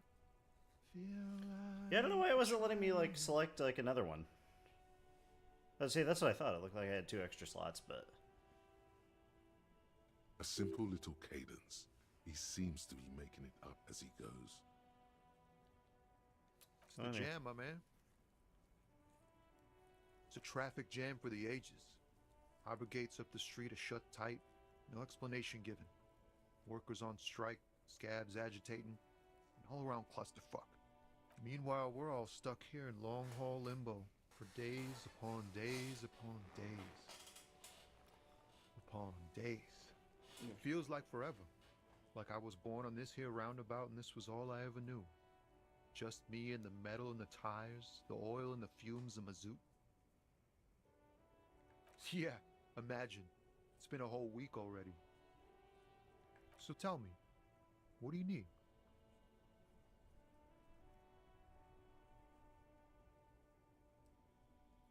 He ain't one of us drivers. I know that. All accounted for. Otherwise, I haven't really asked about that. Been wasting time right here. Keep him busy. It's easy to see he's telling the truth. He's kept his nose out of the dark stuff. Analyzing the fundamental structural and psychological conditions of being stranded in the midst of a sea of motor lorries and their sad, despondent chauffeurs. A sense of surprise there ain't more bodies hanging from more trees. Huh? Oh. No, I ain't got any money. They don't want to pay for unfinished work. The bosses, man. Makes sense. It sucks is what it does. It's like, whatever's going on over at the docks. Workers got a blockade set up, making demands, no way in or out. Some pretty wild stuff I hear. Like a giant new power crane in half the company? I forget what exactly. Good on them, I guess. I've heard talk there's a company rep in town too. Like a strike negotiator type. They'd know what's up. Precise demands and so on. Ah, yes, from the Wild Pines. We'll meet her soon enough, I'm sure.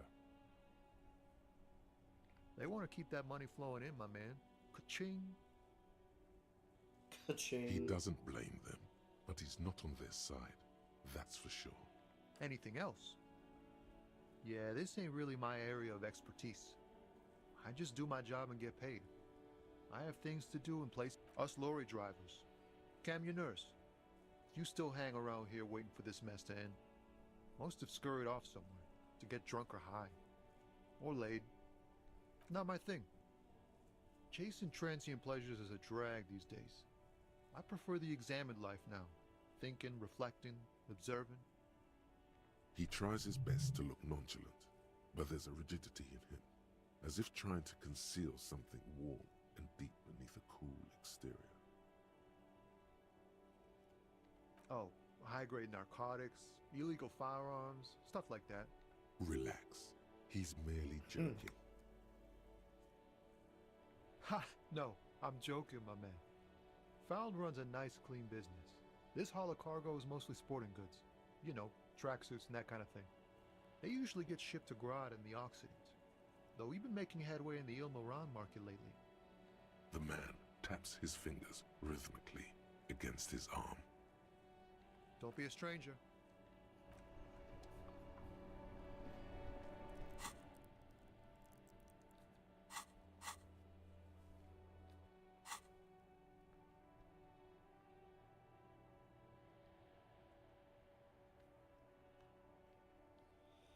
Yeah, it's like, I have 2 other slots. It's like, why can't I,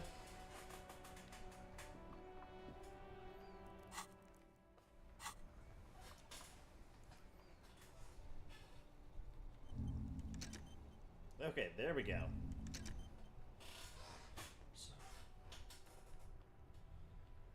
I'm definitely getting used to the controls are a little strange. So, those are going to take some getting used to, but pigs go home.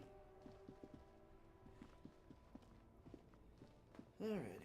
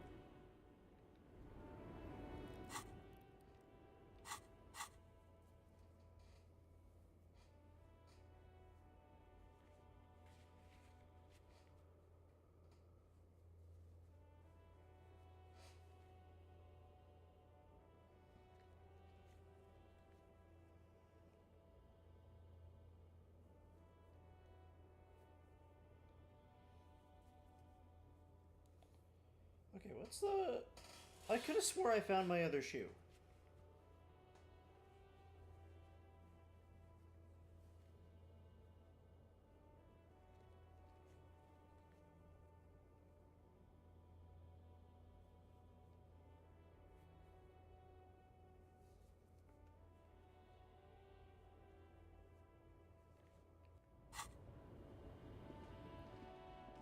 Alright. It's like, why is it... Yeah, I'm literally wearing my other shoe, so it's like, why does it think it's not,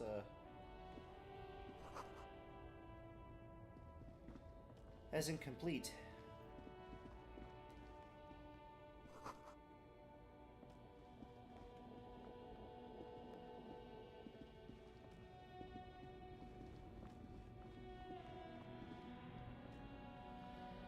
An old monument stands in the middle of the traffic island, pointing toward the sea. It looks as if it's been reassembled piece by piece, secured and mounted in the air with the aid of numerous ropes and rods. A silver plaque on the statue's pedestal reads, "I am Philip III, the Squanderer, the greatest of the Philippian kings of Revachol, son of Philip II, the opulent." A silver plaque on the statue's pedestal reads, "I am Philip III, the Squanderer." What did he do? You have no idea. High above you, the king stands triumphantly oblivious to your memory trouble.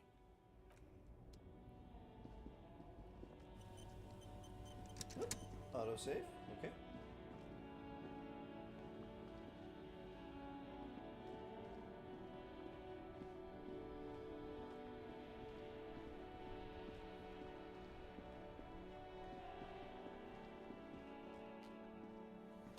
Alright. Oh, come on.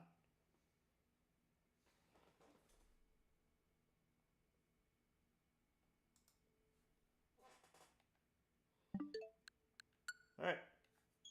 Luckily, game just auto-saved. Well, sorry, guys. That's frustrating. Alright. Fortunately, that happened right after an autosave, or I would have been rather upset.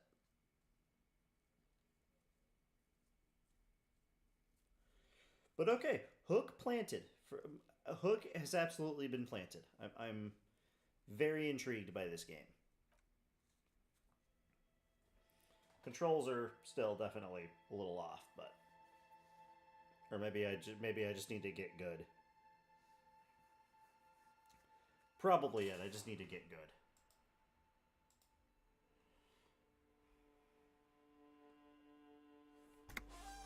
Well, as we work on this, how's everybody doing? Have a good day, I hope.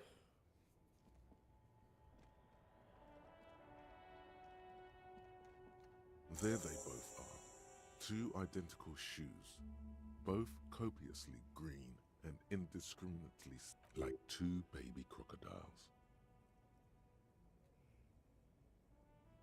It's pretty clear a normal cop is not what you are. Good, they're balanced, comfy.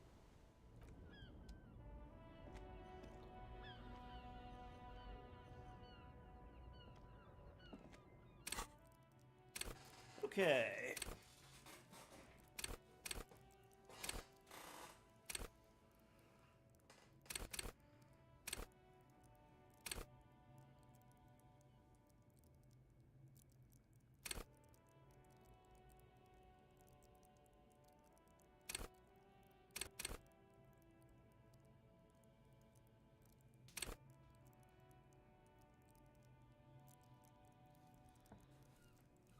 Oh, well, I'm glad it's been swell. Alright.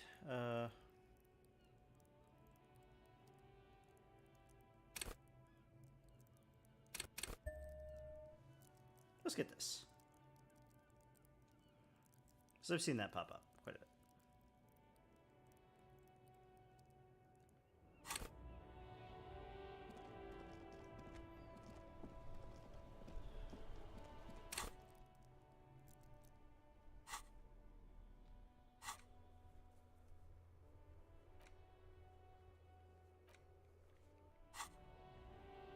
I don't know why it just randomly completed the quest that felt like it should have completed before. But hey, we're doing okay.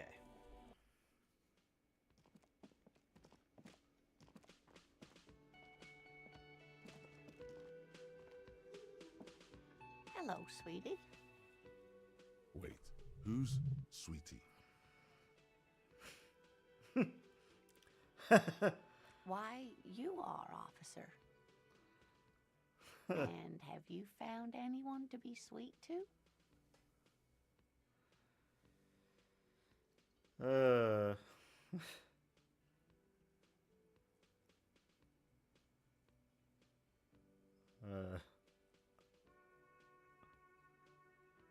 What was with that fucking wink?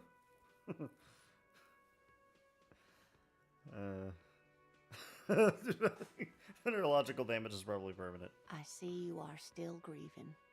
Well, you must forgive me. I'm getting so scatterbrained. I completely forgot to introduce myself. I'm Lena. My husband Morel and I are staying with our friend Gary just down the street, but I come here for tea when they're away. This Lena is wacky enough for the Motley Crew. Hire her on the spot. You seem to be in a chair.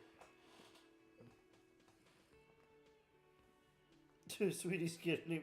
Oh, sweetie, I heard your conversation with the manager about your financial troubles. When do you get your next paycheck?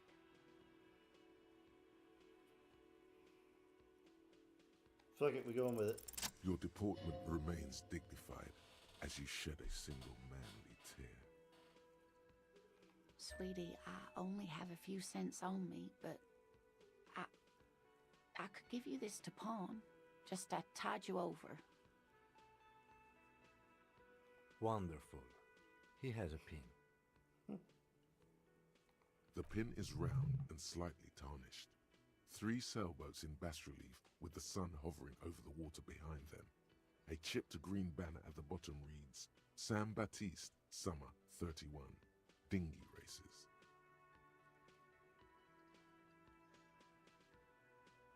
Okay, I don't want to. No, I don't want to. You can stop. Cross the plaza and follow the road along the coast.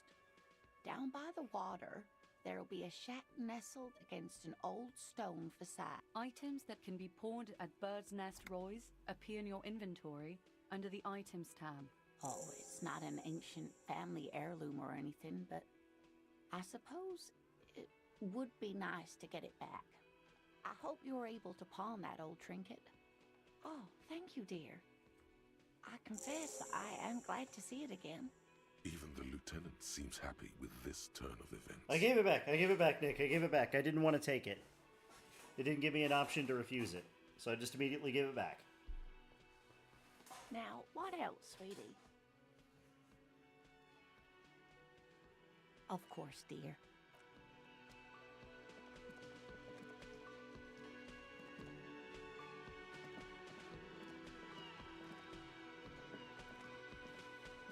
Can I help you? Yes, have you got it? A lot. For the drinks and broken window, 70 real. Like what? What thing?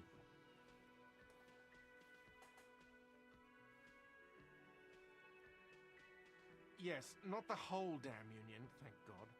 Just the nastiest and loudest faction. They come here in the evenings. Dumb, unruly types. Think they're big shit. But they're good customers. They place big orders and always pay on time. We should find out who this Lord faction is, occupying the booth. Loudness means talkative, and we need info. We don't. We have to wait. They'll show up sooner or later. Men get hungry, even striking men. If not today. There are these things called days. You sleep between them. He's saying they'll come after you've slept. Just making clear you got that. What are you, a cook now? That's none of your business. He wasn't pan-fried, he was lynched. What could the kitchen possibly have to do with... Fine, okay. The kitchen is closed until 1 p.m. because the cook is working. You can snoop around after that, if you must. What? By the way, you should come back to this thing-based questionnaire if you see anything interesting in the whirling later.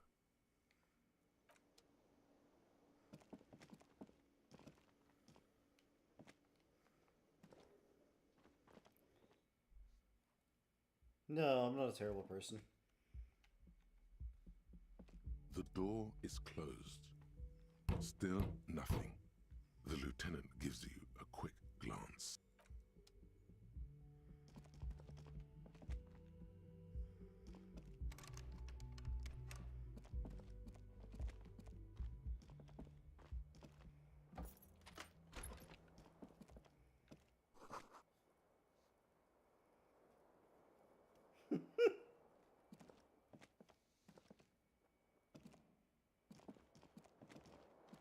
The bed is cold and not particularly inviting. The option to go to sleep becomes available every night after 9 p.m.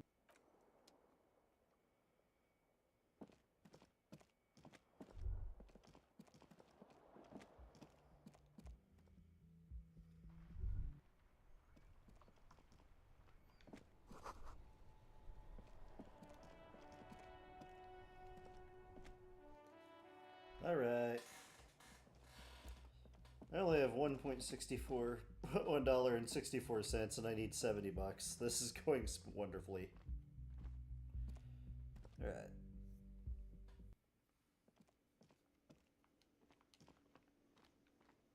Hi, Kim. Yes?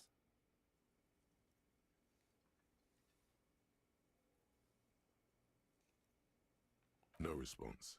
He just arches his brow. He's having trouble processing it, believing it even. There's drinking involved. Have you tried concentrating on something other than your personal affairs? There is a sudden, harsh edge to his voice, like he's tired of hearing about your personal affairs.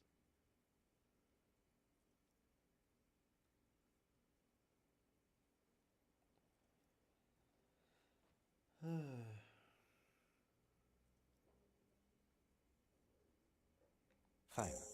We should get through this day first. Off hours begin at 9 p.m. If you're still having trouble then, I can give you an orientation. Really? You look fine to me. This psychodrama is unbecoming of an officer. Clearly, he prefers to think you're malingering. He cannot fathom that anyone could drink so much as to retroactively erase their entire life. Then you should consider seeking medical attention.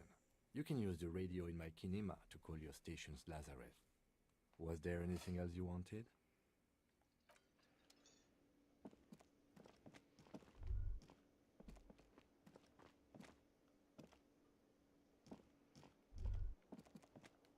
A colorful piece of plastic is dangling from his carabiner. Makes your fingers itch.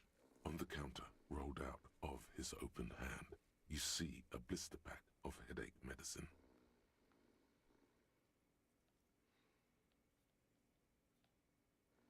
It's a dock worker's ID, doubling as a shift card and a job permit. A young, able-bodied man stares back at you from the photo. Santiago S. John. Your fingers find their way into the shackle, flicking open its spring-loaded gate. The man emits a loud snore. Is he about to wake up? No, he's looking the other way, perhaps purposefully. You find a black paper note with a woman's profile on it. See, yum yum, money. Think of all the things you can buy. No, he's looking the other way. Perhaps you slip the plastic ID card out of the loop and pocket it, just for the record. The sleeping dock worker has little to say about your actions. He remains. The man does not mind. You probably need them more than he does. You've just picked up some magnesium. This item is stored in the bottom left corner of the screen above your character portrait. Use magnesium to heal your morale if you have morale damage. That sugary black rum stain on the counter makes you teary-eyed with joy. It's almost touching how syrupy and sticky it is. How long have you been up already? An hour would have been bad. 2 hours is mystical. You have truly wiped out all trace of yourself if you haven't thought about rum and lemonade yet. Maybe later? What is this? Casual Friday? What's with the lackadaisical laxman attitude? What happened, man? You used to be cool. Go get your boring normal person drink then. Get your drink on and your act together.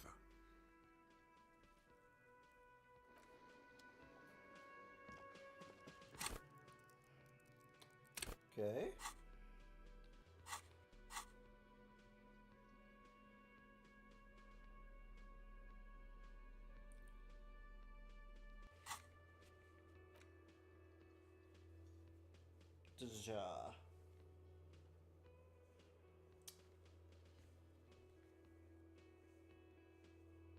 Find booze and drink it.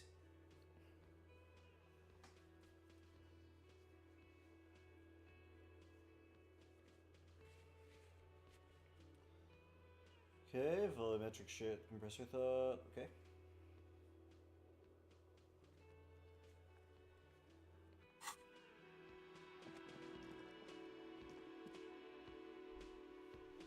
Well, we're starting to make some money.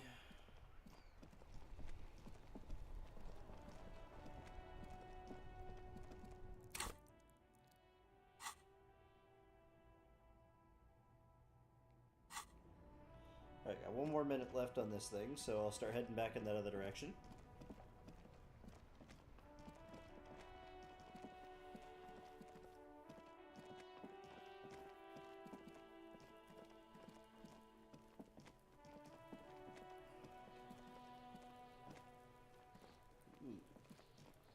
What's over here?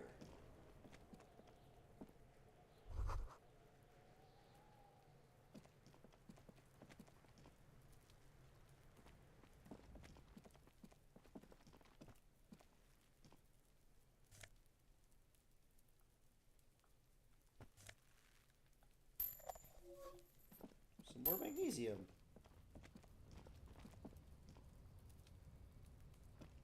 An inconspicuous pile of the roofing material, Eternite.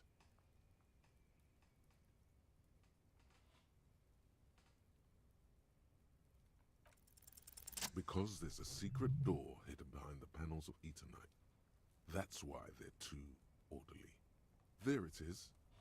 You see a shabby little door. Ooh.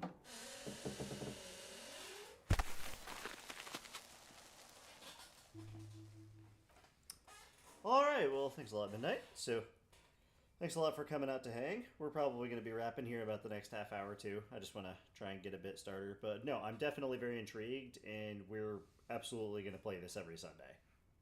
What is this, then? A tool shed? Let's investigate.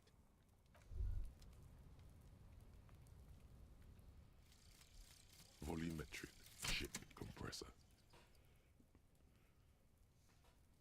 Bizarre scientific news from Revachol West today, where a police officer's shit has been observed at a pressure of around 495 gigadecimals. These metallic hydrogen levels of shit togetherness were thought to exist only at the center of collapsing stars, not law officials. It remains to be seen how long the shit singularity lasts. All nerds, 6 bits unlocked.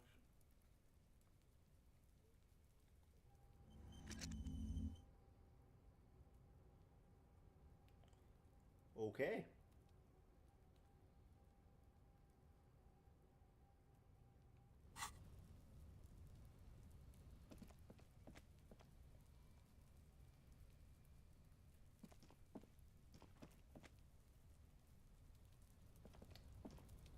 Alright, well. Have a good night, Nick. We'll see how much farther in this we get, but no, we're... thank you for recommending this game. I'm having a good time so far. Be still, my beating heart. It's amphetamine. Sweet amphetamine. The lieutenant isn't studying the powder in the mirror. good vague way to ask where he stands on drug use. Professionally, I mean. I've heard amphetamines make you a really good detective. Are you a really good detective? Perhaps not. This is below our pay grade, detective. However, see that ladder there? It's probably another way into the industrial harbor, no? A secret path the local kids use.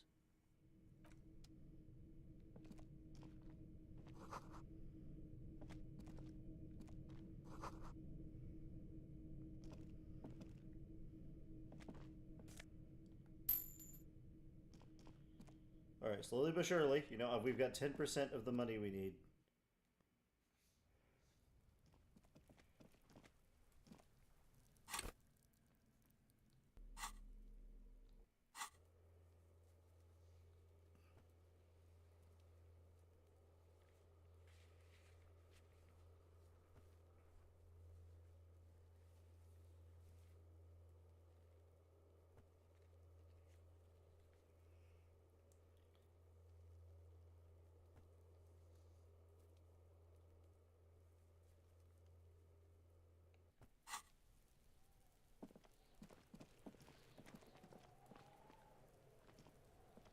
There he still is, looking right through you with his white eyes. The body below is entirely dedicated to that corpse smell. Ha ha ha. Again. Every time it happens, it gets worse and worse. God damn There's it. nothing more to throw up now. All that's left is crying and convulsing dryly at the same time. Again. I'm at a loss as well. I could swear your shit was together, detective. Sometimes even that is not enough. Life is unfair. Officer, you just need to be stronger. Learn to keep it in long enough for us to work. There's nothing else to... You can open this white check again by going to your character sheet and spending a skill point to upgrade your endurance. Gain new skill points by exploring and completing... Relax. It's okay if you don't make it today.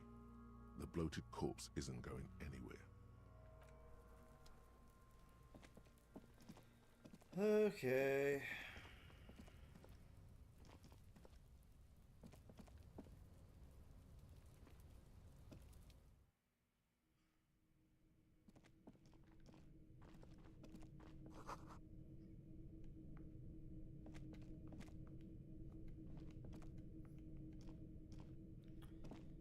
Okay.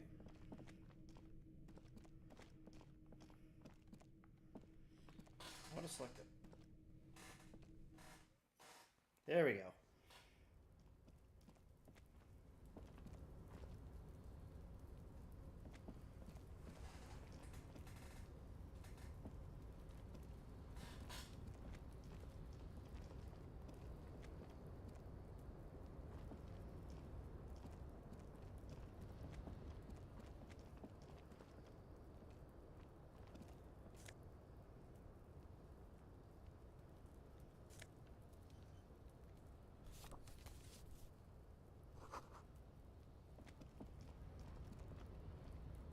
Okay.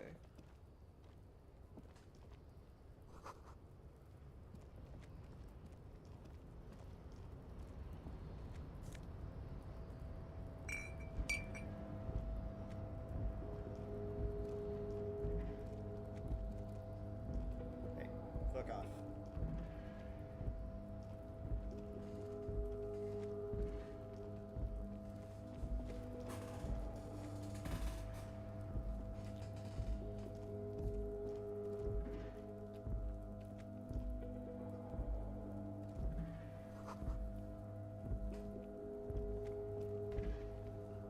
There was some more money?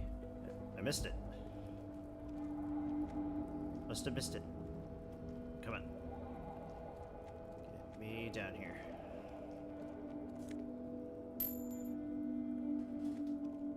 Thank you, sire, for being an extra pair of eyes. This is, definitely gonna take some getting used to. Should probably walk around with this highlight thing turned on.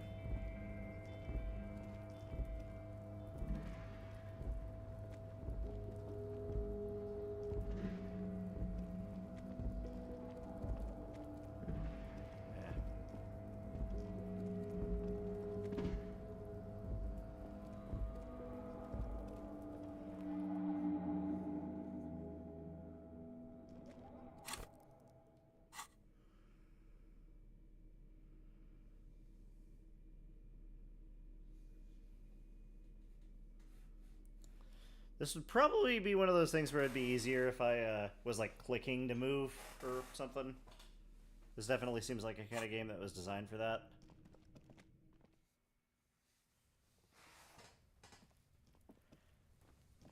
Okay.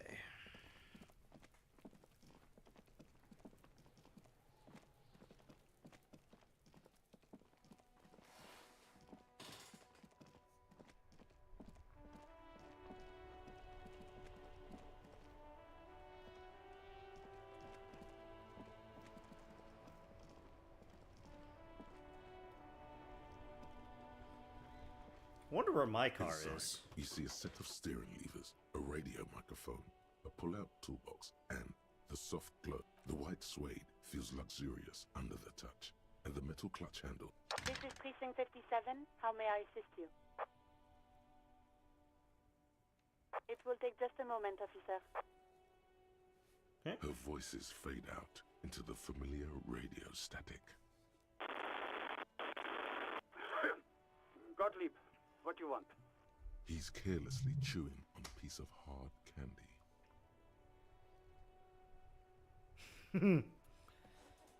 I'm in a bad way, Doc. A real bad way.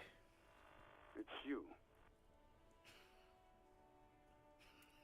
Yeah. Yes, there's no end to the misfortunes fate has seen fit to rain upon me. Who? You are? You lost your human visage a while back. Now let's get on with it. I've got more important things to do. I think I've had a heart attack. And you survived it. Congratulations. Are you mobile? Even better. Anything else? I wouldn't worry about that. Officers your age have carny trouble all the time. Also, death is a natural part of life. With all the damage you've been dealing yourself with drugs and alcohol, I'm not surprised. What else? I'm not a brain doctor. Look on the bright side. You've got a whole new life now. Use it wisely. It's hard to say if he doesn't believe you or doesn't care. What? You want me to do blood work for you again? Tell you just how bad things really are across the board? You want another rundown of everything collapsing inside your body? You want the real, honest-to-God truth? Stop drinking, eat magnesium and vitamin D. Our station is not a retirement home. We don't have the funds to deal with rock stars past their prime. And no, I don't want to hear a political commentary on the topic. In fact, I got work to do. Some idiot has glued his eyelids shut with cyanoacrylate. It looks like Mactosin. It's not fucking cryoacrylate. It's super glue, Doc. Cyanoacrylate is superglue.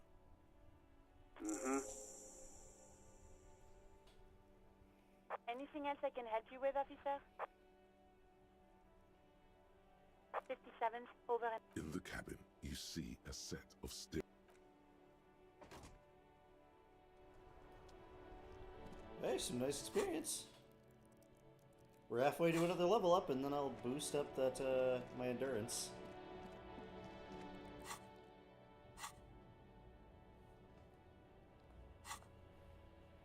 Back to Fiction's body.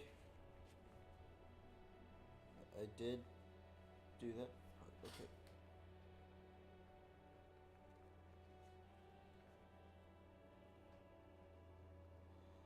Okay.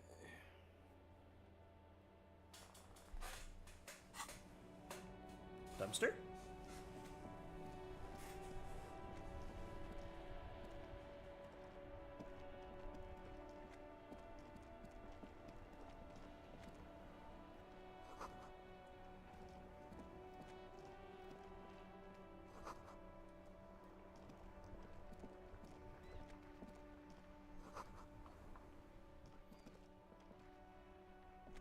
I don't recall seeing the dumpster. Let me look around for it.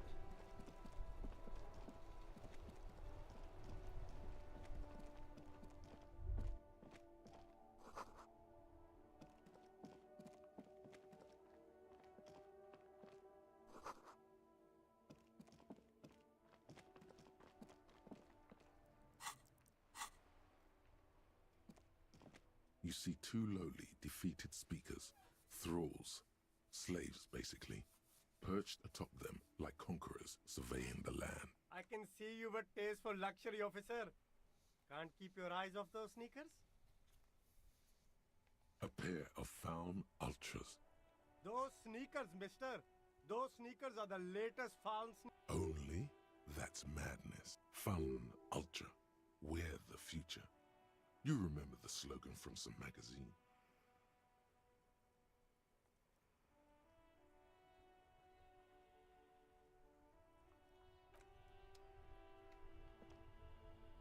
There are clothes inside. Don't be shy. Save the economy? That sounds off. You find your hands deep in tattered... Economical, but also trendy. Look first hand. Buy second hand. Keep the economy... Something cold grazes your hand. Good choice, officer. Mega sporty. And it's only $4.50 for you, sir. Okay.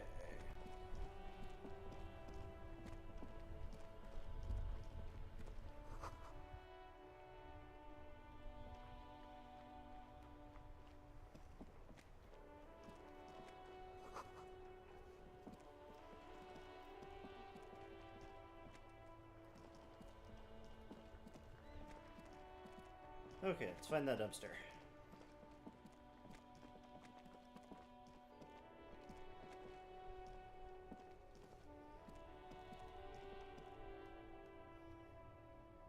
Okay. I'll try to select you. There we go. I can't believe it's snowing again. It felt like springtime just a few...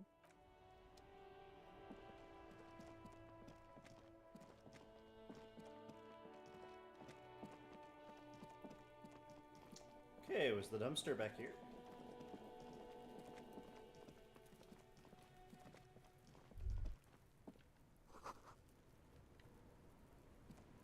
This trash container is locked. The sliding lid, there's something in there. Not necessarily connected to the case, but still. Just a trash container. Your fingers start to itch just looking at that padlock. Trash, food waste from the cafeteria. They lock these containers to keep the derelicts from flocking in. Could be evidence too.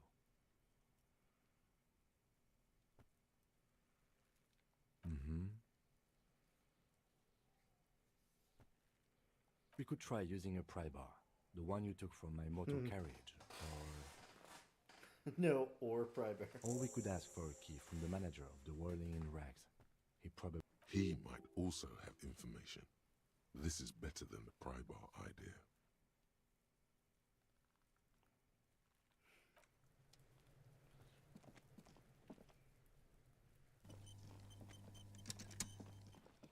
Alright, let's go talk to this douche canoe again.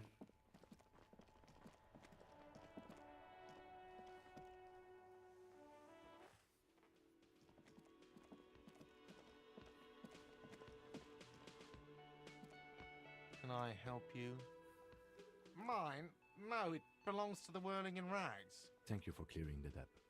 Why do you keep the container locked? Why? To keep the hobos and drunks out. That's why. And the neighbors too. They put their trash there and they don't pay for the garbage company. I thought as much. And are you the only party with access to the trash container? Well, yes. Us and the garbage disposal company. It seems a little callous, doesn't it?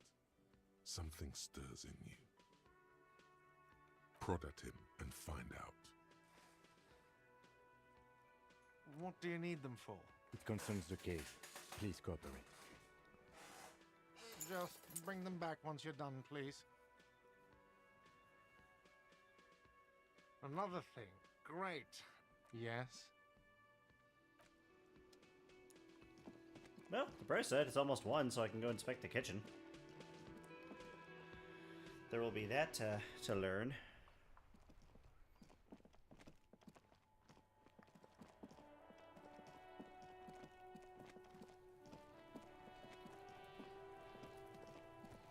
Yes?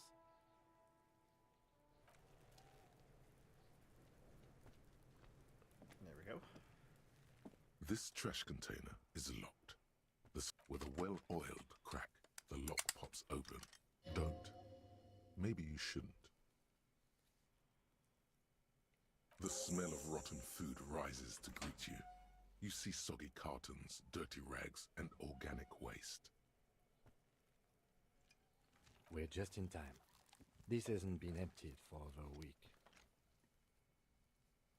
You see milk and egg rest with one broken egg in it. Some pasta wrapper.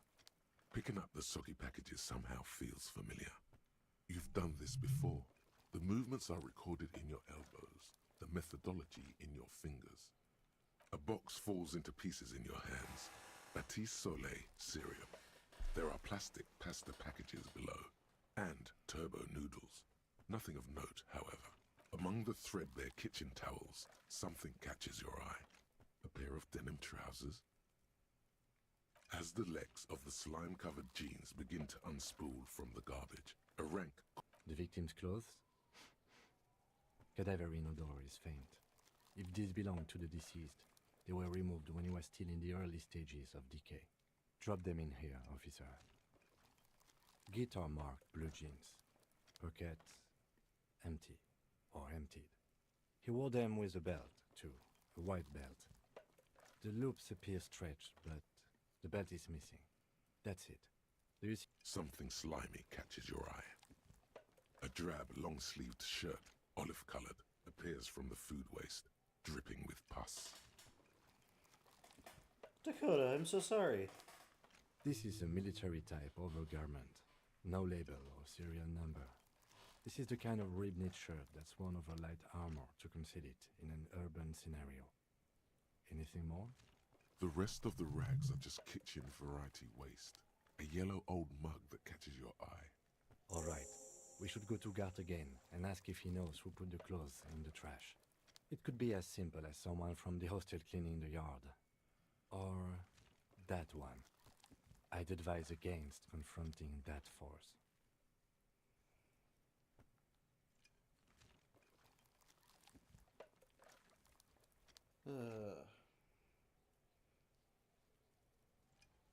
Not really. All we know is the victim's clothes are in the trash. The lid was locked, and his establishment had... The lieutenant nods, then looks back into the trash container. It's just organic waste, cold and slimy on your... Nothing. It's nothing. What's this?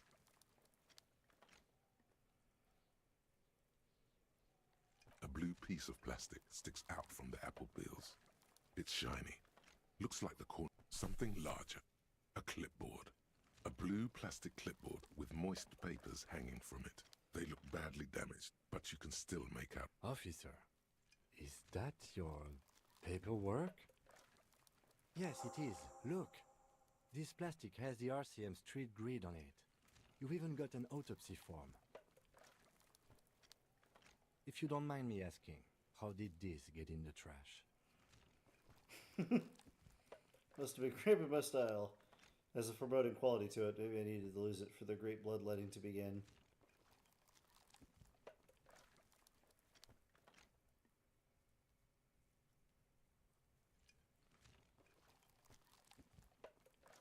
Boring. Try dangerous. You should do a thorough inventory of that. Be sure some has not fallen into the hands of the RCM's enemies, organized crime, or worse. Official notes sometimes contain informants' names, even undercover operatives.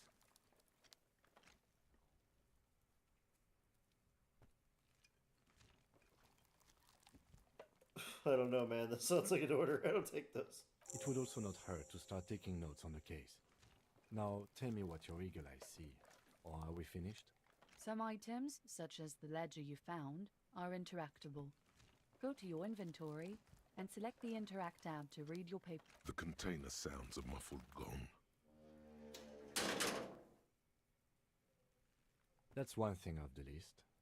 I think we got it all.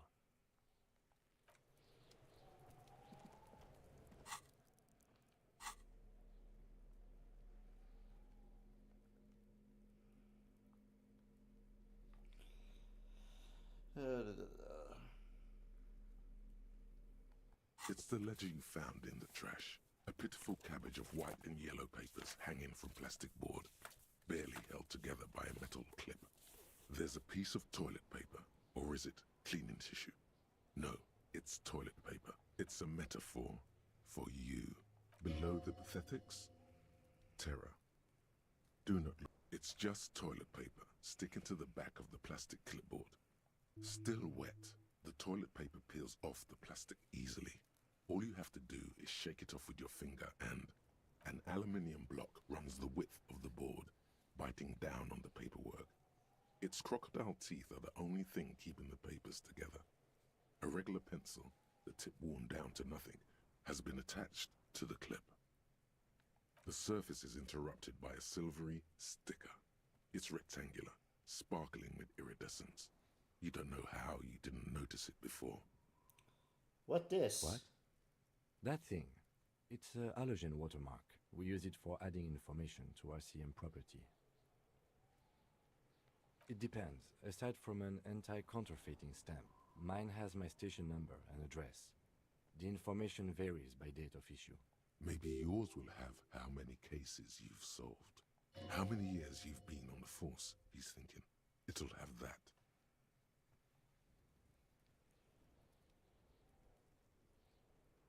Any capable light with the right wavelength will do. All RCM vehicles have headlights designed to reveal halogen watermarks. Mine too. This means you can read the watermarks if you just turn the lights on. Okay. While a bunch of sodden papers sag from the clipboard in your hand, they're not exactly white. They're yellowed in patches by sunlight and alcohol, and covered in dense blue handwriting. Ink escapes into watercolor patterns, reaching its tendrils across entire pages.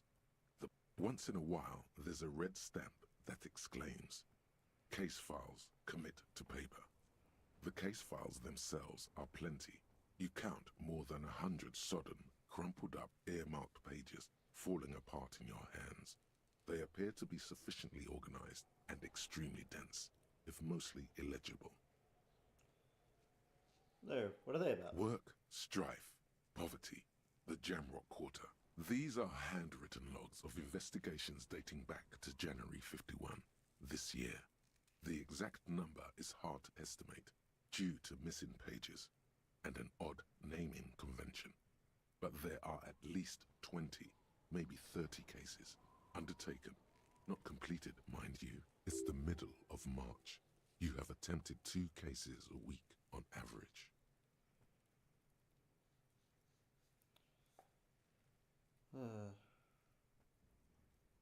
Huh? 2 complex cases to undertake is a lot, yes. You really have to push yourself. I would not suggest it. Lest you... 2? That's a lot. I didn't mean to say you are making mistakes, by the way. That was presumptuous of me. I burned out alright. That's okay. We all do, sooner or later. Like a fan of gills, the checkered papers dry in your hand. The handwriting is extremely dense. Yes, it appears you employ a, shall we say, robust yet literary system. Each investigation has its case number written on the margins.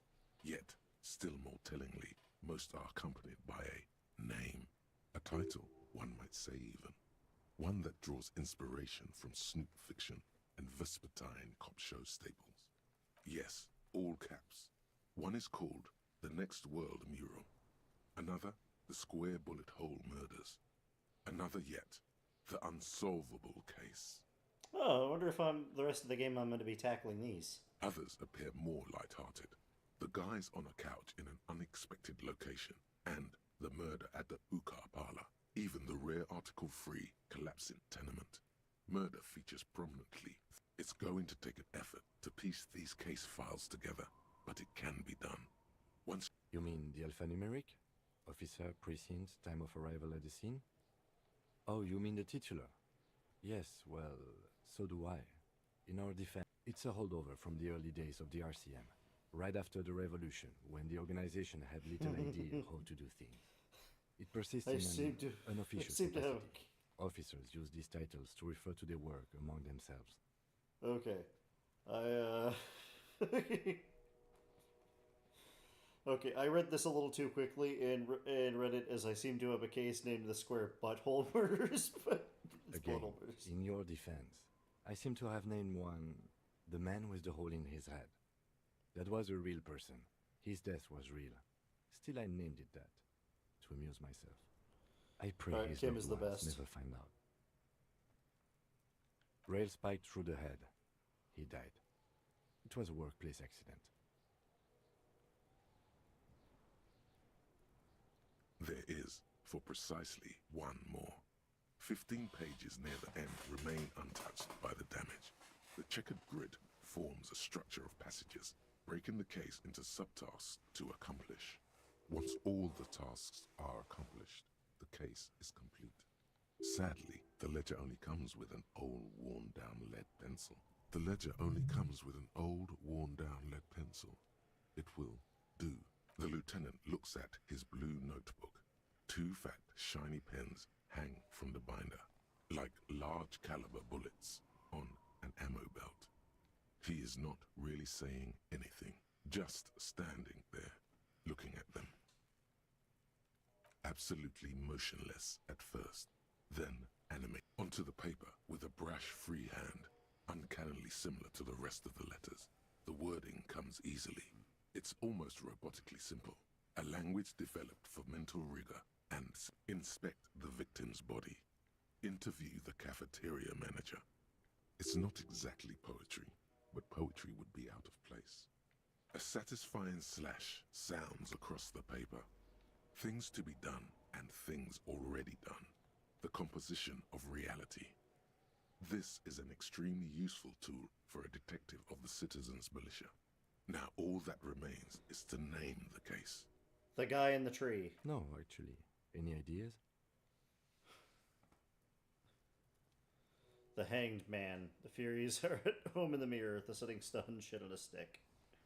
The hanged man. Great. That's great. That's actually what I was thinking too. The Hanged Man. Good, strong name. We have a very good name for the case now. I'm going to start calling it the Hanged Man. It's good we sorted this out.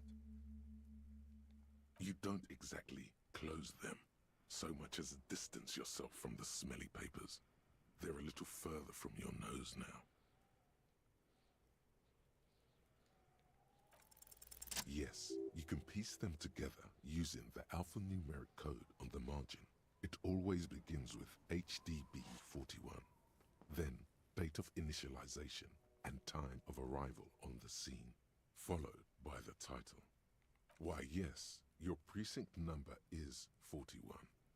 Every last alphanumeric in the files begins with it, and these are your case files. It's safe to say HDB are your initials. That is improbable. It takes about half an hour to piece one together, using the system you've devised. Where do you want to start? Not much has changed in the meanwhile. A bunch of sodden papers still sags from. It's made of dark blue plastic, hard enough to beat someone to submission with. The edges are rounded, however. The U4 size board, blue. The blue heart. Don't look. U4 sized pages hang. Okay, well, that's interesting.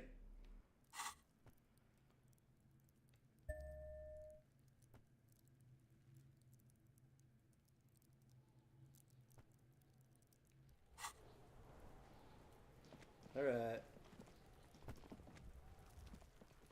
There he still is, looking right through you with his white eyes. The body below. As you breathe in, the odor comes over you. Alright. It's a spell of the mind. This will be the last thing we do tonight. We'll inspect the to ring itself empty. With your hands we'll at inspect your the body. sides and your eyes squinting, you stand in it. They do after 7 days, yes. We are deep in decomposition here. The man before you is naked, but for a pair of underpants and enamel boots. His skin is greenish, marbled with decaying veins, and blotched by lividity. A fading web of tattoos covers his chest and shoulders. The cargo belt used to fasten him to the branch above appears industrial in strength. The material appears to be ceramic. Its clean white stands in stark contrast to the decaying flesh above the knee. The man wore thick polymer socks, probably for padding. A fine array of interlocking plates covers them. Delicate and fragile, they feel alien to the world around you, out of place somehow. These are clearly not boots. They're armor, possibly part of a larger set. Indeed. Technically speaking, these are sabatons, not boots. Ceramic plate, zirconium dioxide most likely. This is where the make would be. Under the heel, fair weather model T500VE. I'm guessing that's vitreous enamel. This is advanced stuff. The locals probably scavenged it. It would be odd if he had more on after 7 days. We should keep a lookout for these species. The armor could yield information. This is one thing he might actually know. The sabatons dangle off the man's decaying form. The locals probably we should keep a lookout for these species. The armor no, I think he had something precious underneath the clothes. They had to remove the jeans and shirt we found to get to it. And this kind of armor is often worn under fabrics. Nice. That makes sense.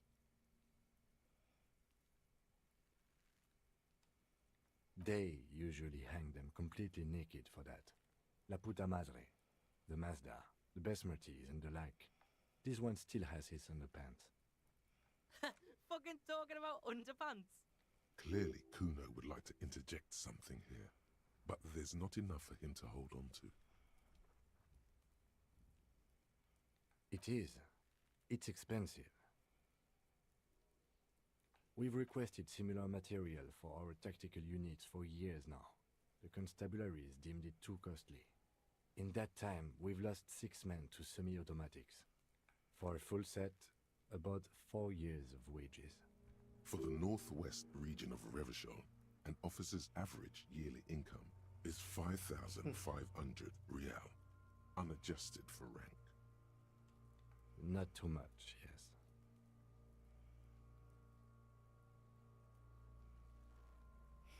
Synthetic, I need to hustle more, hate less. The lieutenant nods, wiping his finger on his sleeve. That's for us to find out. My initial report on the area suggests he was a security guard for the harbor company. But that's just hearsay.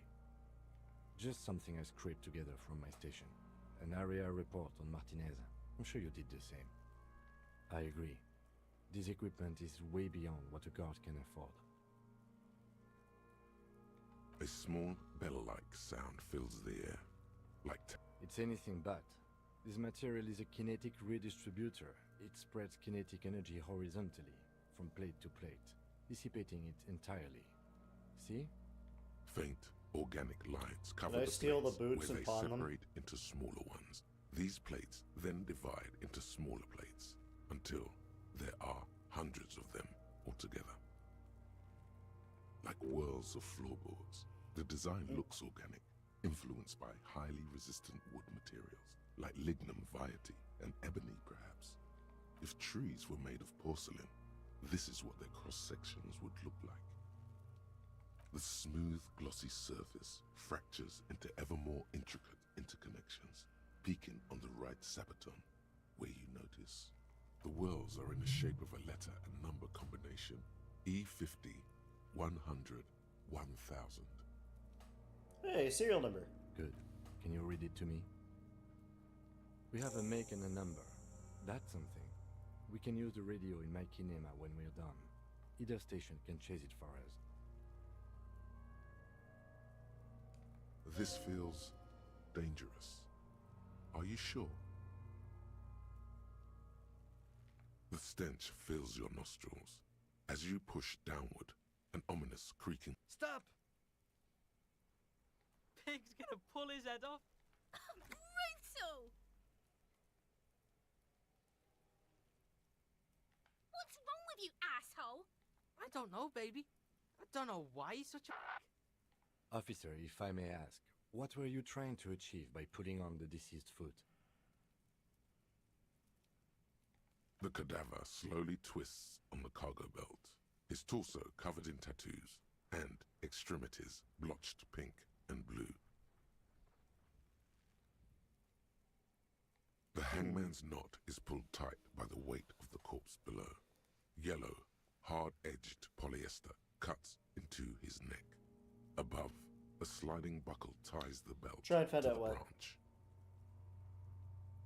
This is a steel-reinforced cargo lashing belt, big brother of the regular cargo belt. It's used for tying cargo under six-rotor airships. Airlifting. I thought it was used on lorries for strapping cargo to them.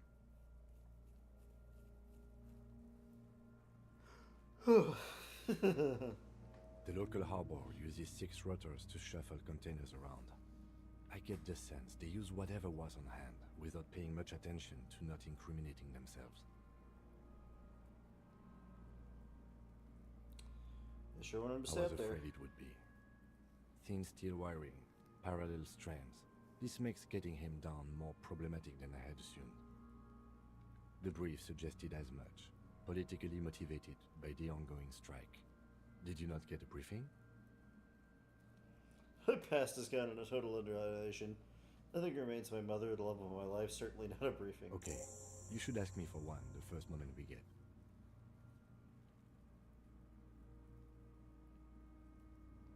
A noose is one of those things that's easier to use one way around. That ladder can't carry a grown man. I didn't see any splintering either, did you? I think they lassoed the branch, then pulled on the belt to close the buckle. Could be. The shape of the branch supports the theory. The cadaver hangs from the cargo belt. An intricate web of blue lines stretches across the torso, from the right shoulder to the solar plexus. Each time they intersect, a small white star is formed in their crossing. Hundreds of fading asterisks riddle his skin. Their concentration is highest around his heart. His corpse is marked by stars. Alcohol and heartbreak.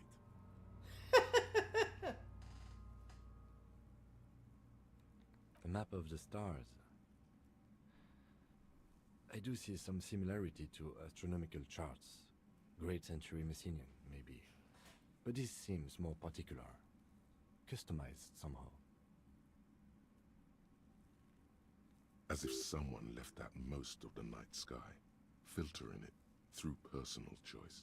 The principle of this filter remains unknown to you. The thought dissipates, and you feel as though you were only half right. So am I. He takes a thin piece of milled aluminium from his coat pocket and pulls it open. Sounds like a sword being unsheathed. A small lens appears. Some sort of camera. Shit, Kuno! What the fuck is that? An instant color camera. I have only 2 ampoules, so nobody move. I don't want to waste one. A sound, a shrill flash, followed by the breaking of a small ampoule of glass. You see streams of color pour onto the thick, glossy piece of paper, rolling out. In case we need it. Yes, it is pretty cool, isn't it? There is only one ampoule left. It contains insight to the victim's person. By his build, I'd say this was a man of physical violence. The story he wanted his body to tell was important to him.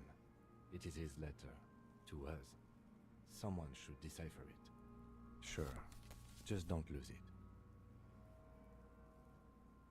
The glassy-eyed corpse looks by, his mouth mute and his skin as colorful as the chemical rainbow on the photo paper. You've acquired an interactable item. Investigate this item further by going to the Interact tab in your inventory. His eyes are milky white and dark brown hair grows on his head. His face is ready to explode from the organic processes inside. The death's head grin has passed. What remains is an I'm gone. I hate you, you stink and you're boring. I'm a joke. Look at me. A killer. A motherfucker. And a killer. Go ahead, Cobbo. Into the wild pale yonder. In the past. Way out in the west. What do you mean?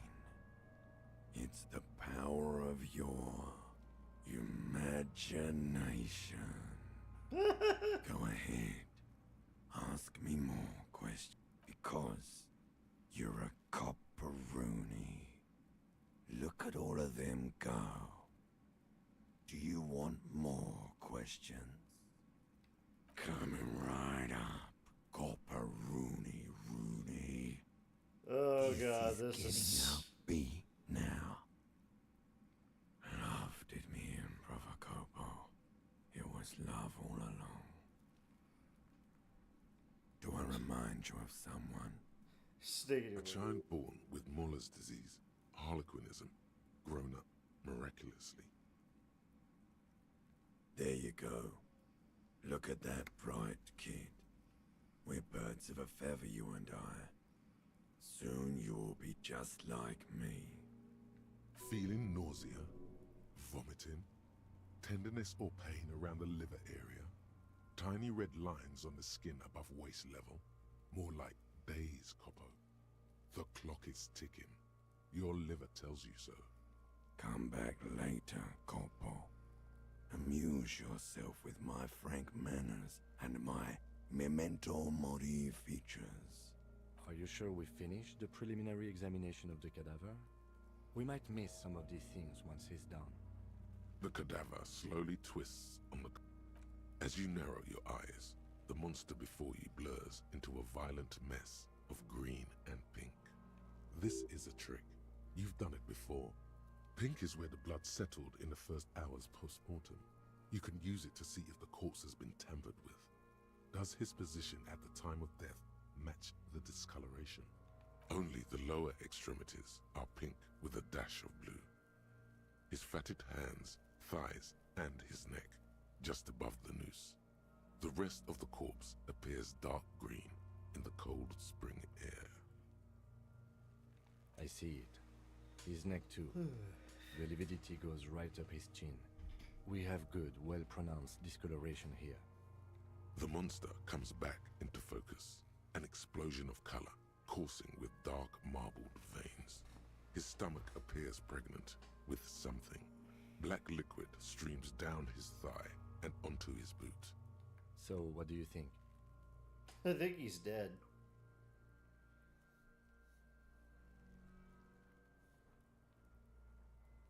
Agreed, especially on the neck. The belt acted like a tourniquet, keeping the blood in his head. The hypostasis supports a hanging. Everything here seems to corroborate that assumption, but we should still get him down before assigning a probable cause of death. A pool of blood and feces has eaten into the frozen mud below the man's feet. Purge liquid is dripping into it, drop by drop.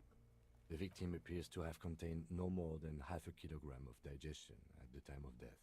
The fuck he's saying? Talking about shit.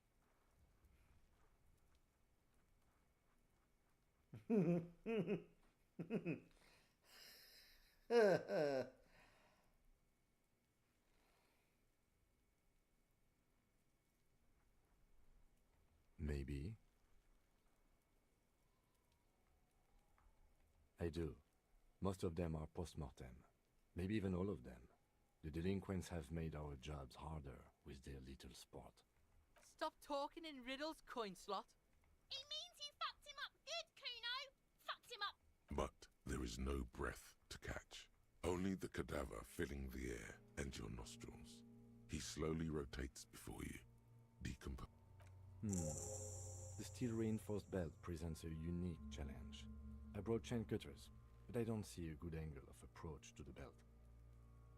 He doesn't actually think the challenge is unique. He thinks it's frustrating, annoying, and harder than he thought. The cadaver is a good 1.2 meters up. Neither one of us can reach the belt without assistance. And even if we do, there's the question of cutting the airship strength material. Maybe we could shoot him down. Climb up there and saw the branch? There has to be a less risky way, with less falling down of trees.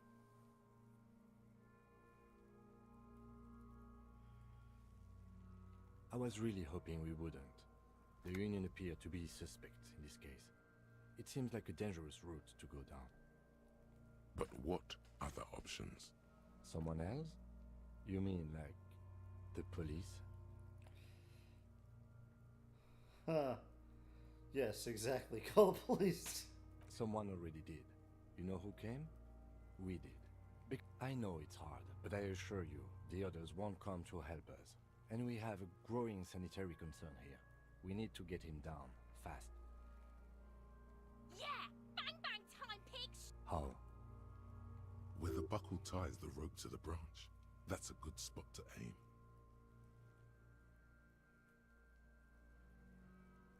Just shoot the birds, the bullets will make it.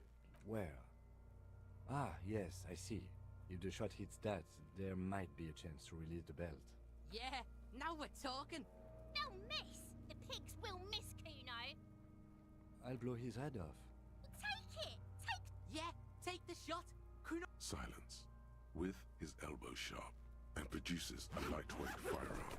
He drops a paper cartridge in the barrel, separates the scouring stick, and gives the cartridge 5 tucks, securing it in place.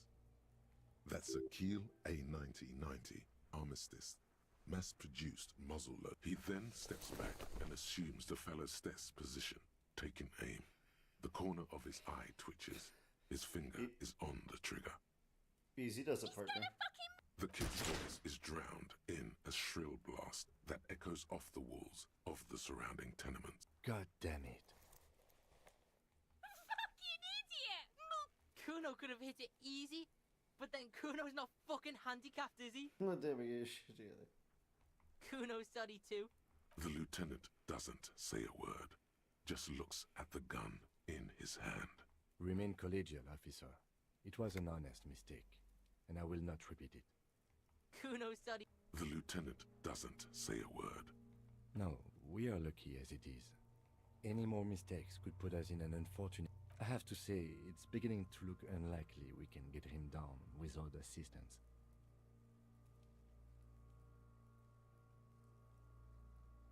It's bad as it is. Us shooting firearms like punks. Go ahead, I'm not stopping you. They only have one gun! This is the sorriest pair of pigs Kuno's ever seen. Yeah, take it, you fucking banana pointer! Take it and shoot yourself in the mouth!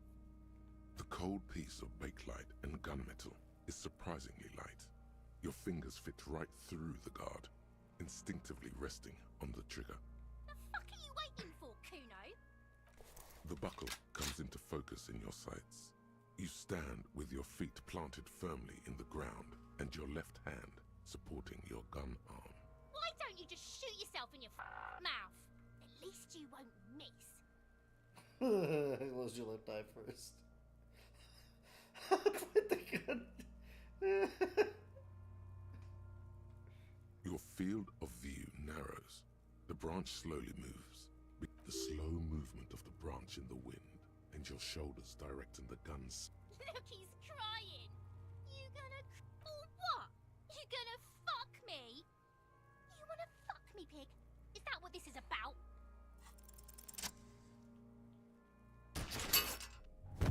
I got him. The buckle explodes into tiny pieces, coming loose with a whir. With your hand numb from the recoil, you look at the body slump down. For a moment, the man appears to kneel in front of you, looking straight at you, helpless, trapped within itself. Communism. It takes a millisecond for the association to flash within your cortex. You have no idea where it's coming from, only that it's right. Then the rigor in his muscles gives up, and he smashes sideways into the spring mud, letting out a horrid stench. You've been policed. Ace is high. The Ace is High, a custom invented by the aerostatic.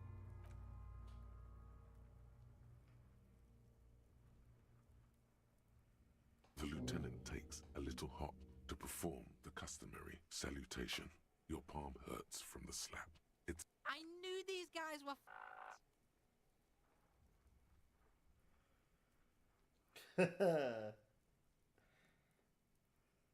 We will perform a field autopsy and determine the cause of death.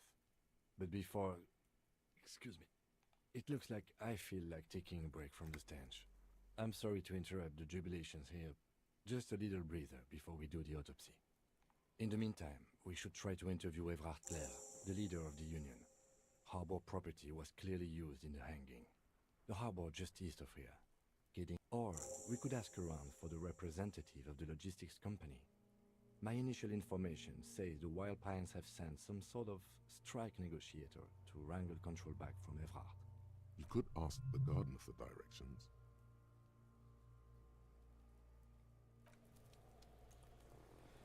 Alright.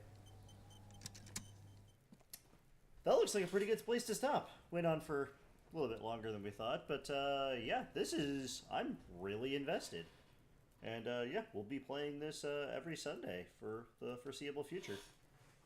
So yeah, thanks everybody for coming to hang out. It's been quite the good time. Yeah, definitely got to get used to these controls though. They're a little bit awkward.